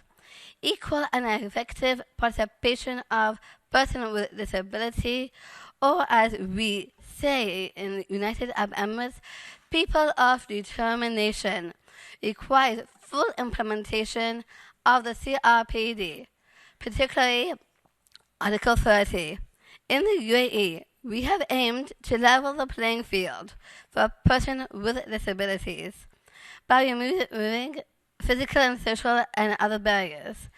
We have also improved their access to information.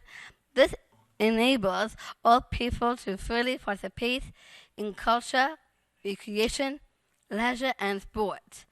We have worked towards increasing opportunities for involvement and creating enabling conditions by prioritizing access and accessibility through investment and specialized individual design. Allow me to share a few examples of success stories from my country. Earlier this year, Abu Dhabi welcomed more than 7,000 athletes and 2,500 coaches from over 180 countries from the 2019 Special Olympic World Games. This was the first time the event took place in the Middle East. The event was powered by a transformative app and digital platform which optimized participants and delegation engagement in the Games. This ensures the inclusion of people with intellectual disabilities from all over the world. Last year, Abu Dhabi Smart Solutions and Service Authority Intelligence together, they are creating solutions based on artificial intelligence across Abu Dhabi, government and entities. In Dubai, the government is actively working towards universal accessibility across the whole city under auspices of Smart Dubai. This government office is transforming the city into accessibility haven for tourists and national alike. Looking forward, Dubai will host the World Expo in 2020. The city is working towards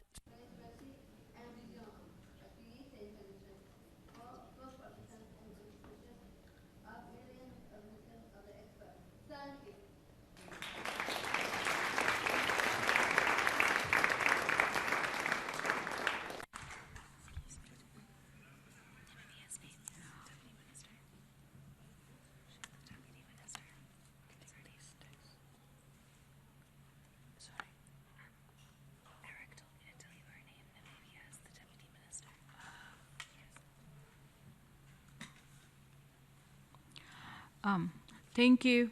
Now I would recognize the Deputy Minister, Ms. Alexia Manombi Kube from Namibia to take the floor. Thank you. Thank you, Madam Chair. Let me first of all congratulate and thank the presenters of this topic. Mine will be a comment on Namibia. We, as Namibia, remains fully committed to the inclusion of persons with disabilities in society through participation in cultural life, recreation, leisure, and sports. The government continue to support the Paralympic athletes, and they made us proud in the country through their outstanding achievements at the Games. And then I have a question or maybe an advice in terms of the financial support, how you have done this in your country to perhaps do these activities on a successful basis. Thank you.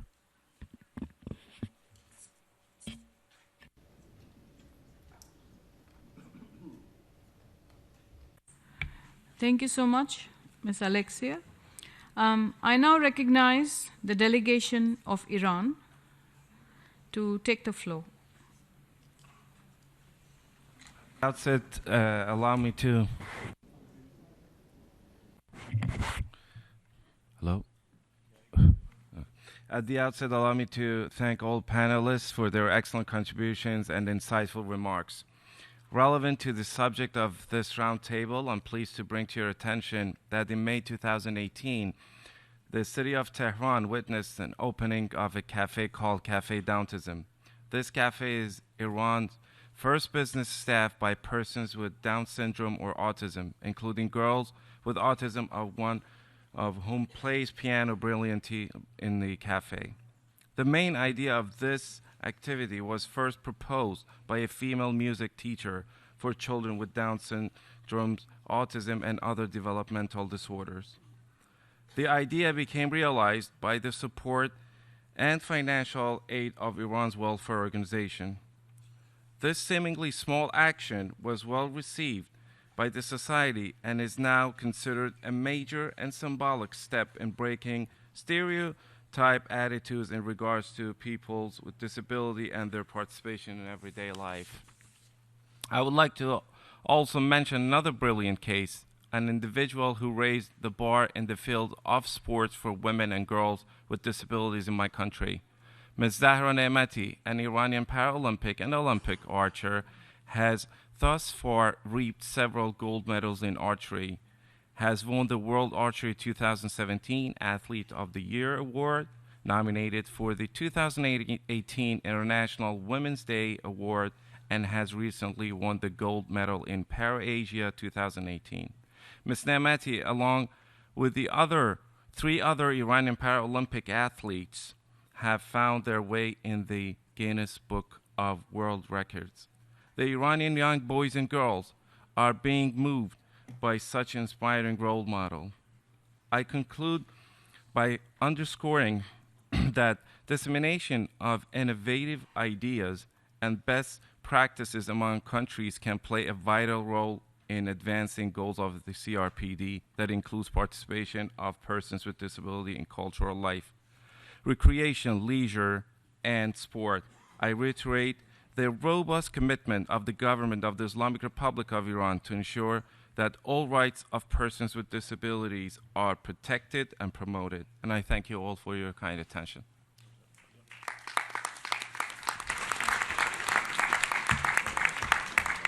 Thank you so much, sir, for your intervention. I now recognize the delegation from the European Union and invite you to kindly take the floor. Thank you, Madam Chair. For several years, the EU has been mainstreaming accessibility in cultural policies, such as its library efforts like Europeana, or in the selection criteria for the European Capital of Culture. The EU has also managed a pilot project for an EU disability card in 8 member states. The project allows persons with disabilities to access cultural and leisure activities in all the participating member states. The 2018 European Year of Cultural Heritage put a focus on the participation of persons with disabilities in cultural activities. Good practices with accessible museums, festivals, exhibitions were supported and promoted throughout the year. Moreover, in the context of its annual Access City Award in December 2018, 2 special prizes were awarded to Viborg in Denmark and Monteverde in Italy. These cities have made considerable efforts to ensure that their cultural heritage is accessible to all. Around 300 European cities have already taken part in the competition until now. Finally, this year, and upon the initiative of the Romanian President of the EU, Member States adopted Council conclusions on access to sport for persons with disabilities in the EU. Madam President, the participation of persons with disabilities in cultural life, recreation, leisure, and sports can be further improved.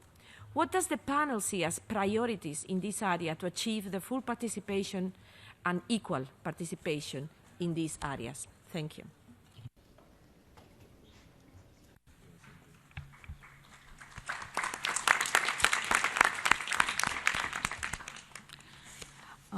Thank you, Madam, for your intervention.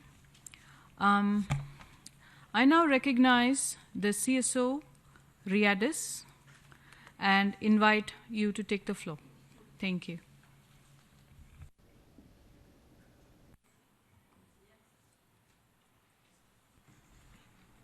Buenos días. Gracias por esta. Good day, and thank you very much for giving me the opportunity of participating here. We have a declaration from civil society in Argentina to look at key ways of inclusion, and we urge the government to carry out cross-cutting policies within the program of our law. We have measurable indicators in order to try to diminish the gulf affecting persons with disabilities in the region. This conference has provided an opportunity of seeing that participation in cultural life, recreation, and leisure are ways of arriving at inclusion and extending the participation of persons with disabilities.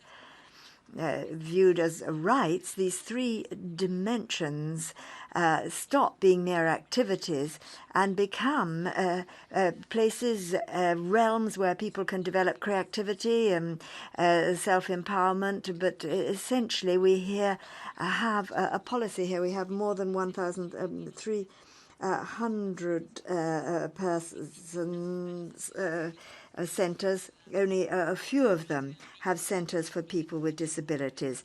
We have an inclusive network of museums providing programs for persons with disabilities.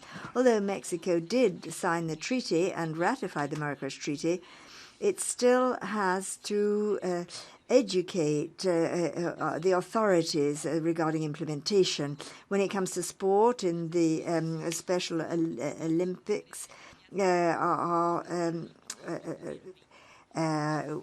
only 3 medals were obtained by the disabled sports people, whereas 20 were obtained by able-bodied sports people. We have a center for the disabled in Argentina, which has gained an award, but there isn't an enough when it comes to subsidies that are given and access to banks as well. It's important for the government to act clearly and swiftly to meet all the commitments in the convention. And what CONADIS, the way CONADIS is, and the lack of a cross-cutting policy on a disability only gives rise to uncertainty. We're all affected. By means of negotiation, it's possible to allow participation of persons with disability in all areas affecting them and look at a policy based on rights. And a policy based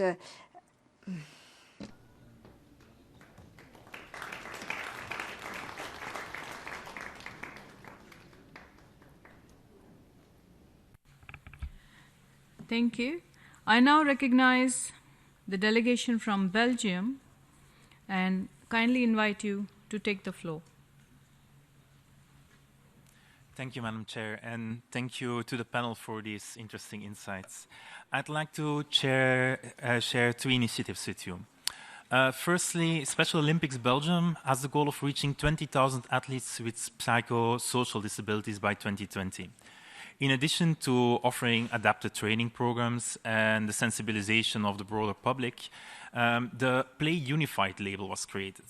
This label is granted to sports organizations who take steps to ensure that people with and without psychosocial disabilities can sport together.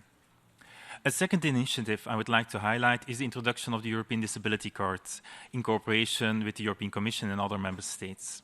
Many cultural and sports institutions already offer discounts to persons with disabilities or accommodations such as free entrance for personal aid. Through the European Disability Card, offered free of charge, we make it easy for persons with disabilities to attest that they are entitled to the discounts or adaptations, both within Belgium and in a number of other EU member states. Over 40,000 Belgian citizens have requested and received the card. Lastly, I would like to point out the importance of accessible tourism. In October 2018, the World Summit on Accessible Tourism took place in Brussels. During the summit, innovations and best practices for the development of accessible destinations for all were shared. Our regional authorities have created information centers for accessible tourism, as well as accessibility labels for accessible accommodation and services. Funding is available also for providers of accessible tourism services. Thank you.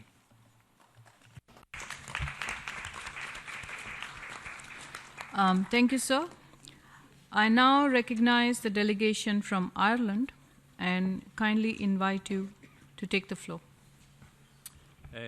Good afternoon, Finney McGrath, Minister of State for Disabilities in Ireland. Can I first of all commend your panel for your excellent contributions and also for some of your ideas in relation to developing policies, practical policies for people with disabilities. Can I say when I took over as Minister for Disabilities, I made 3 commitments: to reform the disability services, to invest in the services, and most importantly, to ensure that the services was person-centred. For me, it was always been essential to learn firsthand about the challenges and practical difficulties that people with disability and their families face on a daily basis. So the debate today is about real and the fundamental issues and what governments can do and what civil society can do and the broader society can do. In Ireland, across government departments, a programme of reconfiguration of services is underway to support people with disabilities to make the type of choices available to other adults in an environment that is accessible to them and to everybody else in society, and to support them to live their lives that they want to lead. The aim of our government is to deliver services that are person-centred, and being person-centred means putting those who use our service at the centre of all the activities. It's about listening to the people or their advocates and transferring our focus from the service itself to the people who use it. And that mindset has to change internationally. The second point I'll make in relation to investing in services, governments have to invest in disability services. And in Ireland in 2019, we're investing 1.9 billion on service for people with disability. And we will continue to improve services and to increase supports for people with disabilities. People with disabilities deserve the same attention as the rest of the population when it comes to how we plan, how we deliver, and how we evaluate our services. We all need to think outside the box. We need to think differently and be courageous in our commitment in making our society a better and more equitable place for us all. In relation to sensible policies and culture and issues, in Ireland we have a policy, progressing policies for including children with disabilities in mainstream preschool services. Last Monday, guidelines for universal design on early learning and care settings was launched in Ireland. Supports integrated play and learning and activities. All play schools will be obliged to implement the guidelines, an important precursor to inclusion in sports and community life. The second very important point is work will also be progressed this year for universal design We have many other ideas, and I look forward to this all the exchange.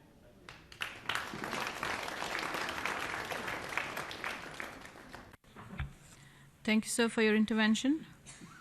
Now I recognize the delegation from United Kingdom and invite you to take the floor. Thank you. The UK government is committed to working together to enable widespread participation of disabled people in sport, cultural life, recreation and leisure activities, and so progress the implementation of the CRPD. As our panelists mentioned, sport brings with it huge physical, health and social benefits. And that is why Sports England is investing $250 million in creating sporting activities at the grassroots level, providing advice to coaches and clubs, and improving the diversity of our coaching workforce. At the elite Olympic level, the UK Sport is investing $75 million to support our British athletes across 20 different Paralympic sports, and so allow us to build on our successes of Rio 2016 and Pyeongchang 2018. The Commonwealth Games is one of the only multi-sport major events in the world where there is a fully integrated parasport program. And we are looking forward to the Birmingham 2022 Commonwealth Games, which will continue in this fine tradition. Our Paralympics 2012 was a game changer, and I've heard over and over again at this conference about the importance of changing public attitudes. And indeed, our 2012 Olympics help the public focus on the talent and the ability behind disability. And that is why many of our Paralympics are now recognized by the public as some of our nation's most inspiring role models in business, broadcasting, politics, and many other sectors. And they have the power to unite us, to make us proud, and inspire us all to do amazing things in our own lives. I want to turn to our cultural life and other recreational activities. Britain has an amazing cultural and historical heritage and also a beautiful national environment, and we want everybody to be able to enjoy that.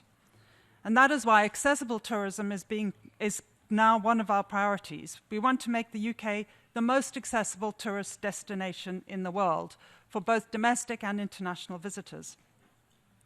And as part of this, our museum sector is really important, has an important part to play. We expect all our museums to be accessible, to be compliant with building regulations, and offer programs that welcome all our visitors so they can all enjoy the facilities we have available. So in a changing world, we want to continue our progress to create a society that works for everyone, where all can participate fully. And sports and cultural life are a very important aspect of this. Thank you.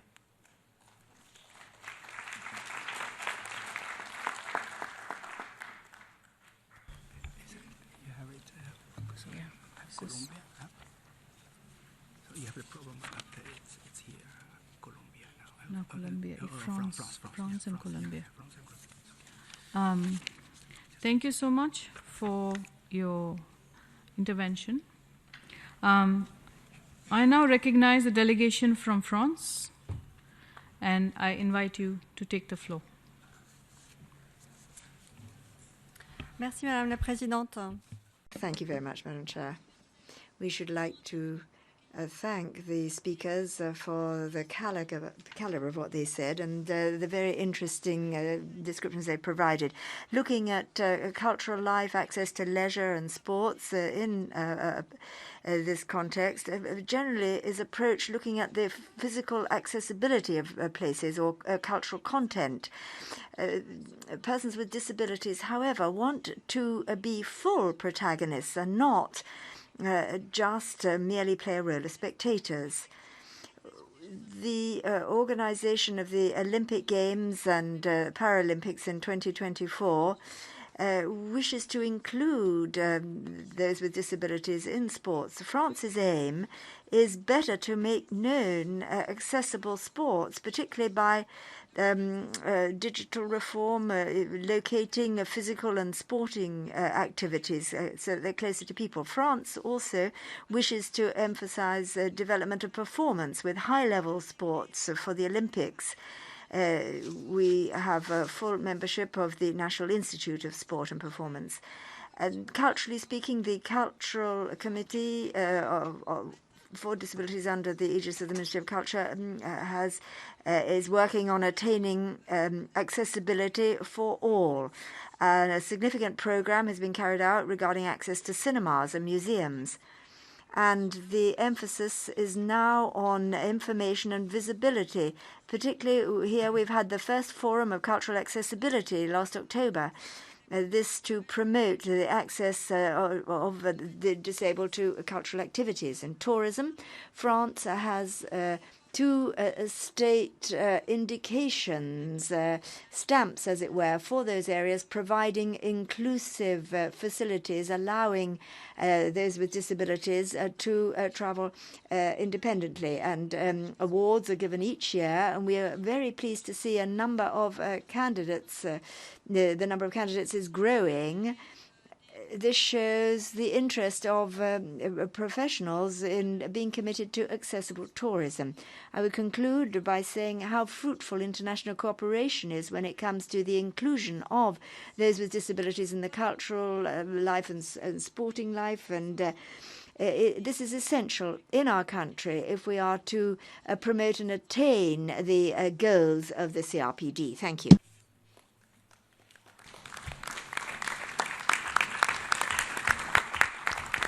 We are slowly moving to the end of our list of speakers. Now I recognize Colombia, the delegation from Colombia, and invite you to kindly take the floor. Muy buenos días para todos. Thank you. Good day, everybody, and thank you. The national government is very pleased that these issues are being dealt with because they're so significant and as important as dealing with the other rights of persons with disabilities who are in a vulnerable situation. I would just like to refer to what we've done in the culture sector because we believe that in this way it's possible for us to help other countries to bring about an inclusive world. We have driven forward certain practices, and perhaps you can also help us so that we can grow as a country. We have a procedure which is called a socio-cultural inclusion for groups in society, and we're working here with a strategy focusing on the aims of the CRPD. This is a strategy of cultural dialogue, and in this way we are able to heed one another, to listen to one another, because the government listens to each representative in this area.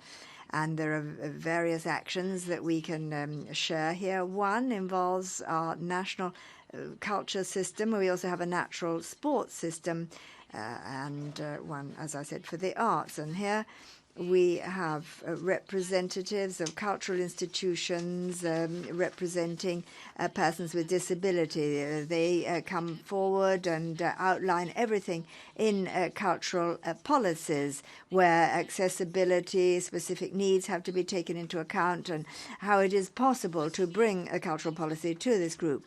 And then we also have meetings with the departmental councillors of associations of persons with disabilities, and thereby we work on cultural policy.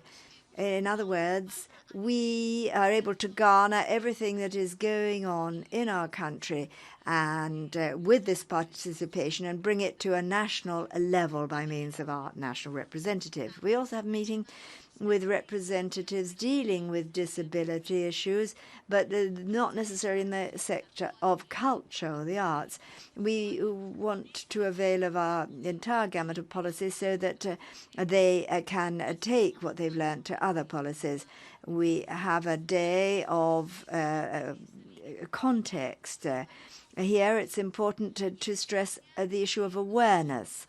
And we are dealing with areas where we can strengthen links with the community in general, leaders and other participants, and this under our national system to deal with disabilities. Thank you very much.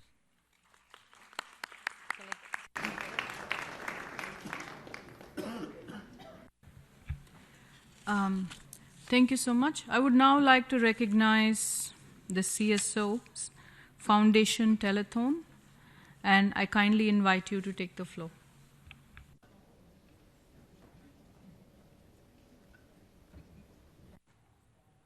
Thank you. Thank you. It is a great honor, and I recognize the opportunity to be able to speak here representing Mexican civil society, taking into account all my sisters and brothers with disabilities who do not have the opportunity to have their voice heard or be part of such platforms like this one. This statement is part of a bigger disability collective concern in which we all have, and I will be stating 2 points. First, Mexico, by signing and ratifying the CRPD, undertook to have a high-level body in charge of making change possible. According to the General Law for the Development of Inclusion in Persons with Disabilities, this body responsible is the National Council for the Development and Inclusion of Persons with Disabilities, CONADIS. In the 6 months of the newest administration led by President López Obrador, a CONADIS chair has not been yet appointed, and there has not been a sign of making disability part of the national plan strategy, or even a proposal for it to be improved but not dismantled. It is a matter that should be put on the human rights agenda promoted by our government instead of limiting to a social welfare policy, which leads to not having basic rights respected and not even speaking about our participation in cultural life, recreation, or sports programs. It is a collective concern that without having a governmental organ that allows disability being part of the decision-making and public policy design, opportunities for us to thrive are becoming more and more limited. We are looking for a high-level commitment of the newest administration in order to achieve this.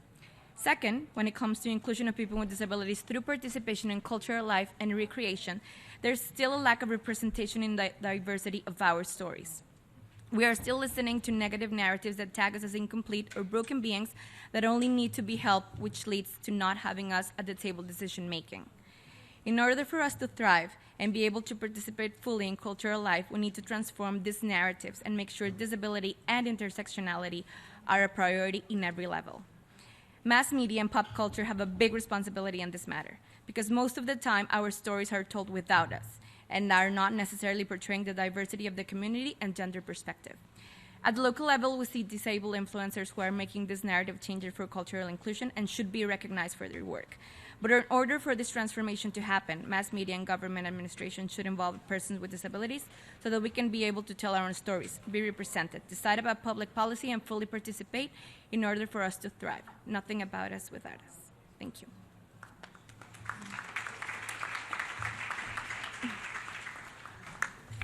Thank you so much. And the last speaker for the day, I recognize People with Disabilities Australia, and I kindly invite you to take the floor. My name is Siriako Trilogan, and I am a powerful Torres Straits island man from a group of islands at the northernmost point of Australia. I am a descendant from the Yugaramla from the Migaran tribe. When I grew up, they didn't understand my disability, but they knew they had to look after me differently. Living on country, I went everywhere with my Torres Straits Island family, and they taught me that I didn't have any barriers. Being with my family, I learned my history and would sit around listening to my family's stories about our community. As there was a lack of access in my community, I had to be lifted and carried to family events. I love being carried to the beaches and the feel of the sand between my toes. Being able to live on the islands allowed me to always remember the importance of country. The smell of the traditional island food is something I will keep with me. Even though I couldn't yarn a lot with my family, they got used to me and I was always included. But growing up on my island home was very hard for anyone with a disability. So I had to leave my cultural ways and move to the mainland to get access to better education, health services and housing.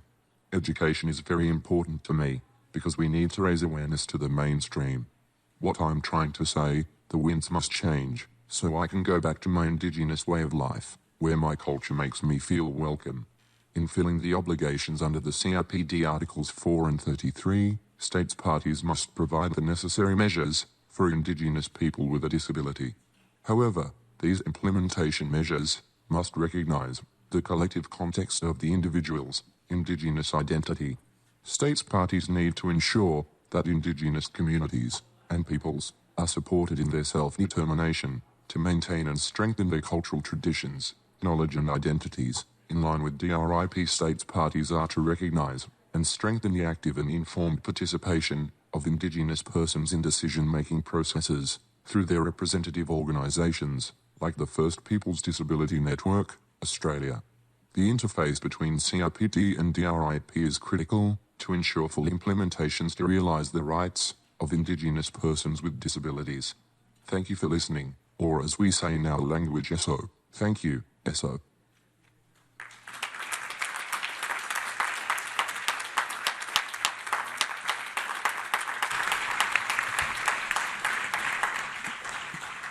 Thank you so much for inspiring us. Mr. Montian Buntan, Vice Chair of the CRPD, has requested to have the last word. So we recognize him and kindly invite him to take the floor.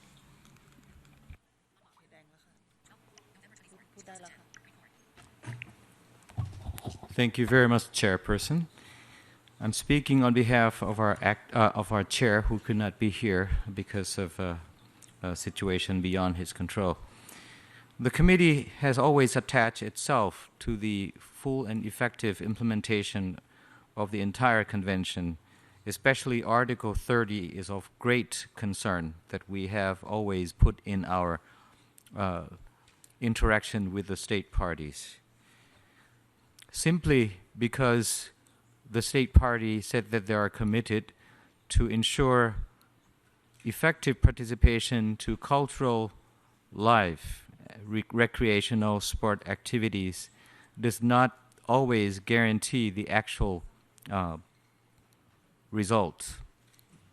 Most of the countries that we have had interactive dialogue with still have not either ratified or come up with the effective implementation of the Marrakesh Treaty.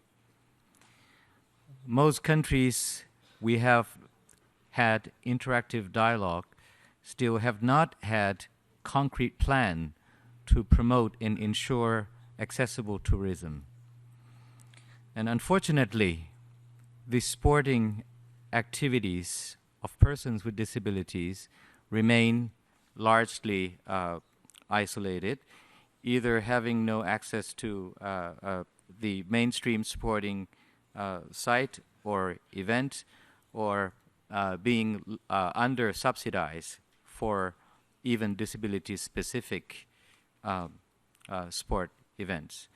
We encourage all the state parties to pay attention to these issues when preparing your report, and so that we can see the tangible results. And we encourage all the state parties to work towards the effective implementation, ratification and effective implementation of the Marrakesh Treaty, as stated in several concluding observations that we have. And finally, we would like all the state parties to take speedy action towards recognition of sign language as a national official language of respective countries, including recognize Braille and easy read as a means of communication as well. Thank you very much for your attention.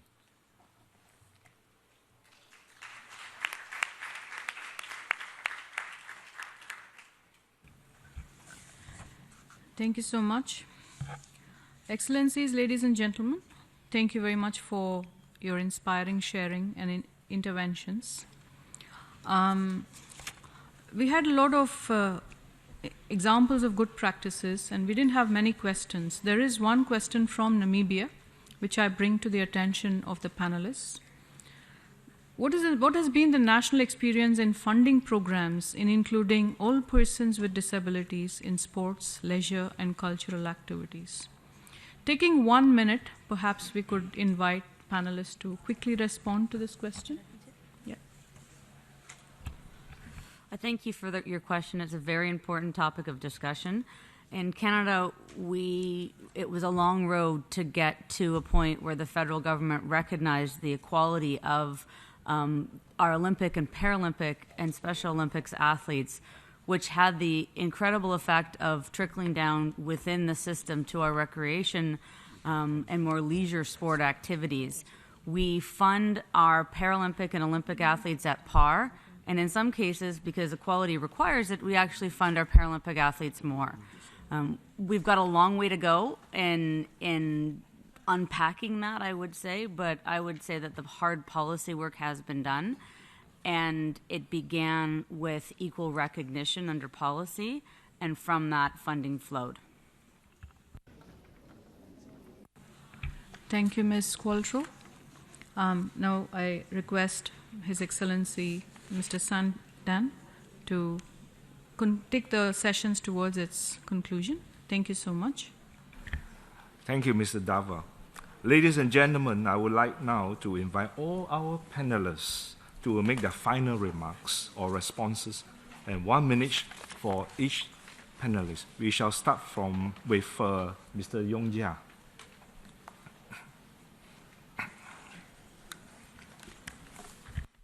感谢各位。刚才在发言里边，实际上我是。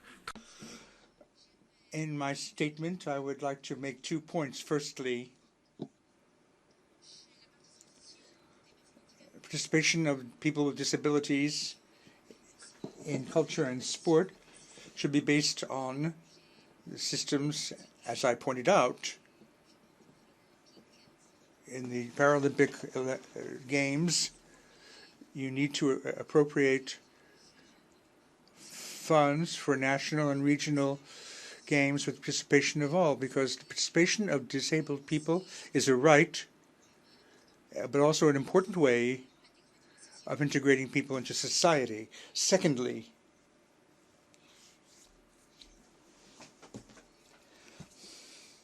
sport and arts through participation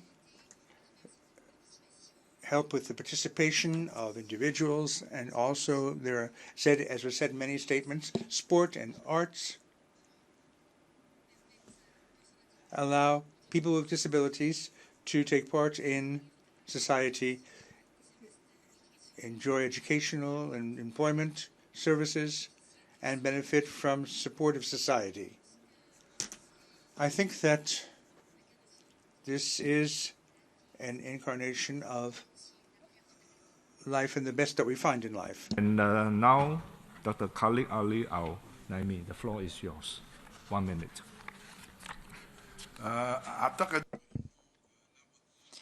I believe it is important for the United Nations to take the lead,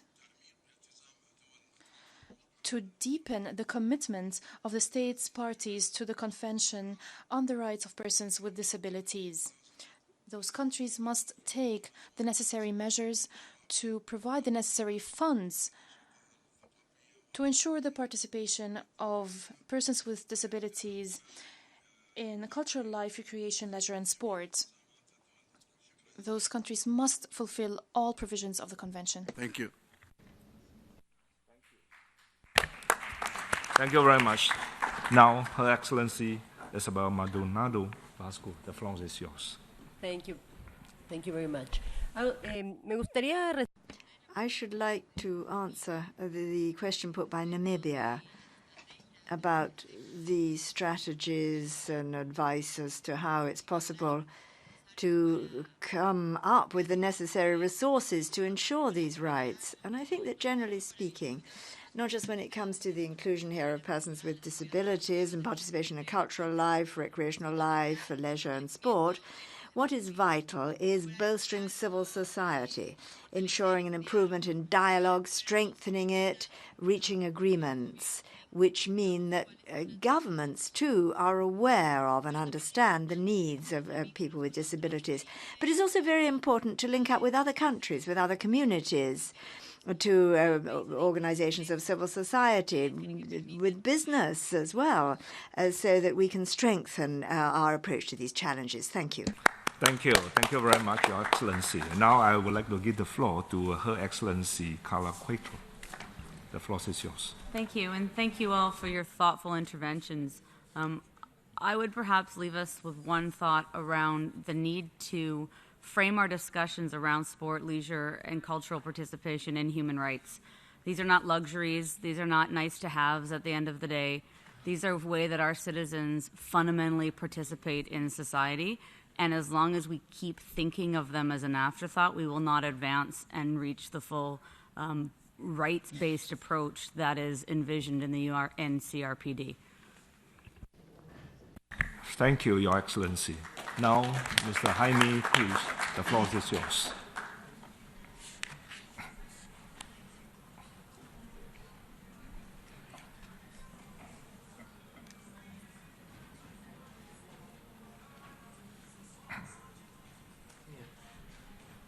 Lo voy a decir en español. I shall speak Spanish. Well, sport has really helped me a lot when it came to forming relationships with other people. The important factor regarding sport is that we shouldn't be separated. We need all to be included. It's important for there to be no discrimination so that other people in organizations such as those for the Special Olympics are with us, that we're all included.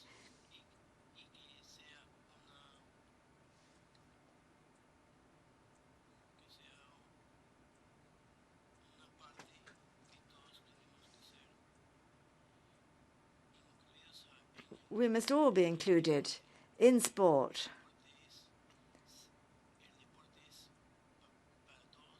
Because sport is for everybody.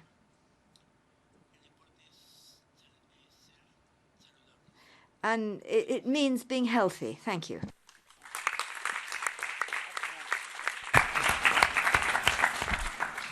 Well, before we end the roundtable, I would like to invite my co-chair, Ms. Davatis, to give a quick summary of what we had discussed this morning.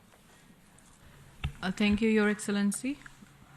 We have now finished the roundtable on inclusion of persons with disabilities in society through participation in cultural life, recreation, leisure, and sport. We've heard excellent good practices from various participants and panelists, encouraging trends about participating in sport, recreational, and cultural activities. However, many barriers remain. Panelists have highlighted that governments may play a leading role to encourage persons with disabilities to participate in sports and cultural activities through mainstreaming disability in various existing programs, financial investments, and particularly making all facilities accessible. I thank you all for this fruitful discussion, shedding light on how to enhance the participation of persons with disabilities in cultural life, recreation, leisure, and sport. Thank you. Thank you. Thank you very much. With this, we have come to the end of the roundtable. I want to take this opportunity to thank all the distinguished panelists in the roundtable and also all delegates and participants from civil societies and the United Nations systems for your valuable contributions.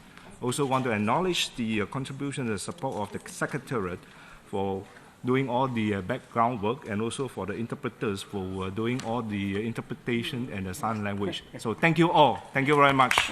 Bye.